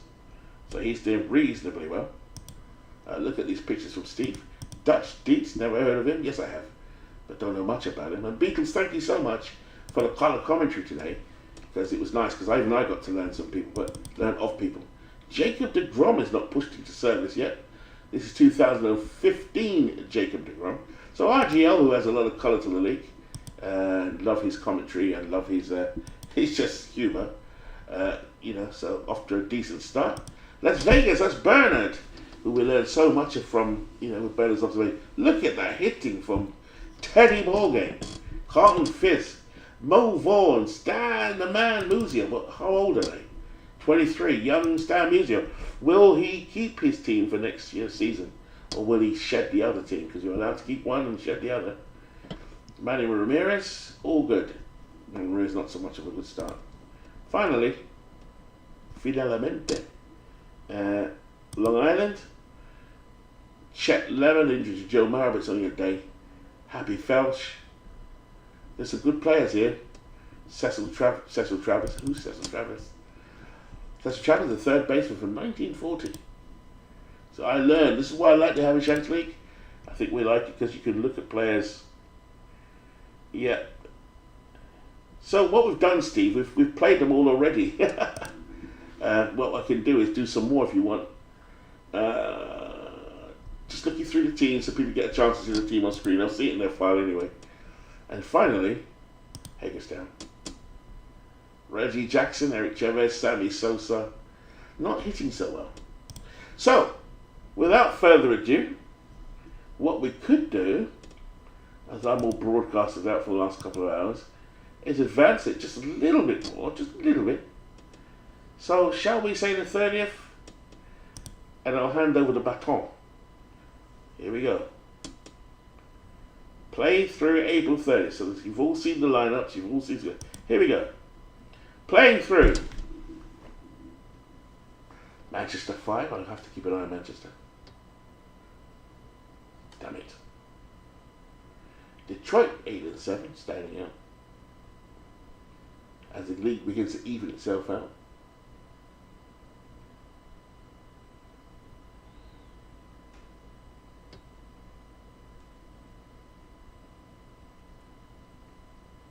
Looking through now, Mudville just took them into Antibill's, and Tibos looking good. Detroit evening up. Las Vegas are even. The league really is even. So there we are. Stop it here. And let's have a look at where we all are. And I'll hand over the baton. If you want World's Worst Game, if you put your latest manager file in, if anybody wants to put the latest manager file in before I send it off, we can do. Yes, there are. So here's the standings. Kentucky continues to set the pace. Now look at Canada. Canada have come back now, 10 and 7. Cleveland are just behind, 10 and 8. At Milbus, 11 and 9. Detroit just under 500, 10 and 11. Mudville just under 500, 8 and 10. And Ken Castro, 19th century bunch. As you can see, majority of them, apart from Dick Allen, are all 19th century. Good luck is what I said to him earlier. Here we are. So there's Kentucky, the favourites. We know these three, Kentucky, Canada, and Cleveland, tend to be the top ones. And also, at Milbus looked good. Detroit don't look bad at all, actually. The winners are going to come from here. In the Bingo League, Manchester's off to a decent start, but not the best. Deerfield have also come back now, only one game behind. And Texas are looking good, Vegas are looking good. Hagerstown not far from 500. Todd Legends is still firing his team, as he said before. So just a quick look around the league. Vaughan leads with his hitters. ERA is Jim Palmer, we saw him this evening. Batting, Deerfield Beach have got the best hitting, which doesn't surprise me. Fielding is Kentucky, team pitching is Kentucky. Johnny Myers is an all-star, Don Sutton, Mike Piazza, Nap Lajoie, Cabrera, so Detroit has one in there. Who's DFB? Deerfield, Archie Vaughan, Bernard Cutie, Roberto Clemente. So Deerfield are looking quite good. Sammy Sosa looking good. Babe Herman looking good. Sammy Sosa's the MVP at the minute. Don Sutton is the CFI Young at the moment. And of course, MV is the manager of the moment. So, without further ado, I will close this down slowly. Only one thing to add. With my team, I don't want to give away my stuff, but with my pitchers, if I pick on Don Sutton, just as an example, I can manage him. I think everybody knows this. But for those who are getting the EPCs, the runners their starters are just giving up too much and staying in too long. I just pulled them after 5 or 6 runs. This is what individually set. So load that manager file and hit the play all button. Oh, I've done it, Steve. This is the real file we're using. You can also change their if you don't want it to pitch more than 120, you can put the exact amount you want here. I'm happy with my pitching staff because I've set them to be pulled after X amount of runs. In case of Sutton, it's 5 runs. Some are 6, some are 7. So when you do your latest manager file, you may want to play around with this individual one. I think, again, forgive me if I'm preached to converted, but just something I just felt like I needed to do it. Like McGinnity is pulling after 3 runs only, because I don't trust, just my personal taste, I don't trust 19th century players. I just do not trust them. So that's just me though, and everyone knows I have a reluctance to talk about Cy Young. Can't stand the man. So it's nothing against 19th century players particularly. I don't think the pitchers perform the way I want them to, but they will obviously work for others. So, without further ado, I'm done now. So, thank you so much to everyone who came in today. We did pull 2 ball games. Steve, I'm online if you want to join in on a chat. Beatles as well. I can't see Beatles because he's muted on my YouTube by mistake. So, I just want to thank Beatles for coming on early. It was fun. to get the timing down with the both of us. Actually, I was thrown at first because I'm used to doing it on my own, but actually I began to enjoy it more and more because you were giving some colour around the players. How you got the stats to hand, I do not know, Beatles. That's all I can say. I actually have enough stamina to do another one, but if someone wants to do another one, I'm more than happy to pass it on right now. And let's get going. Steve is saying, load that manager file and hit the play all button. Even though I can't hear what's going on, I can sense it. So what we'll do now is I'll just quickly save it. So what I do is, if I remember now, we're going to take up World's Worst Gamers file first.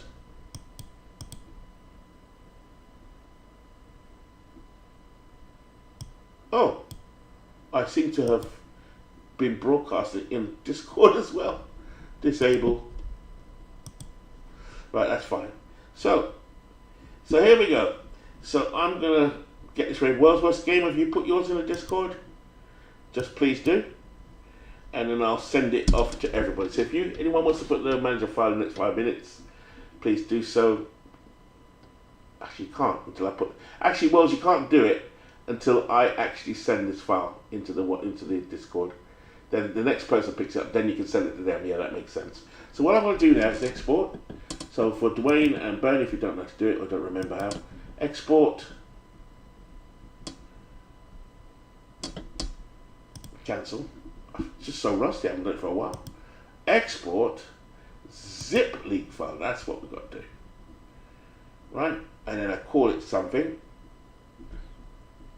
Howie Shanks 3. I won't call it Daddy or Uncle like last time. I will call it MV.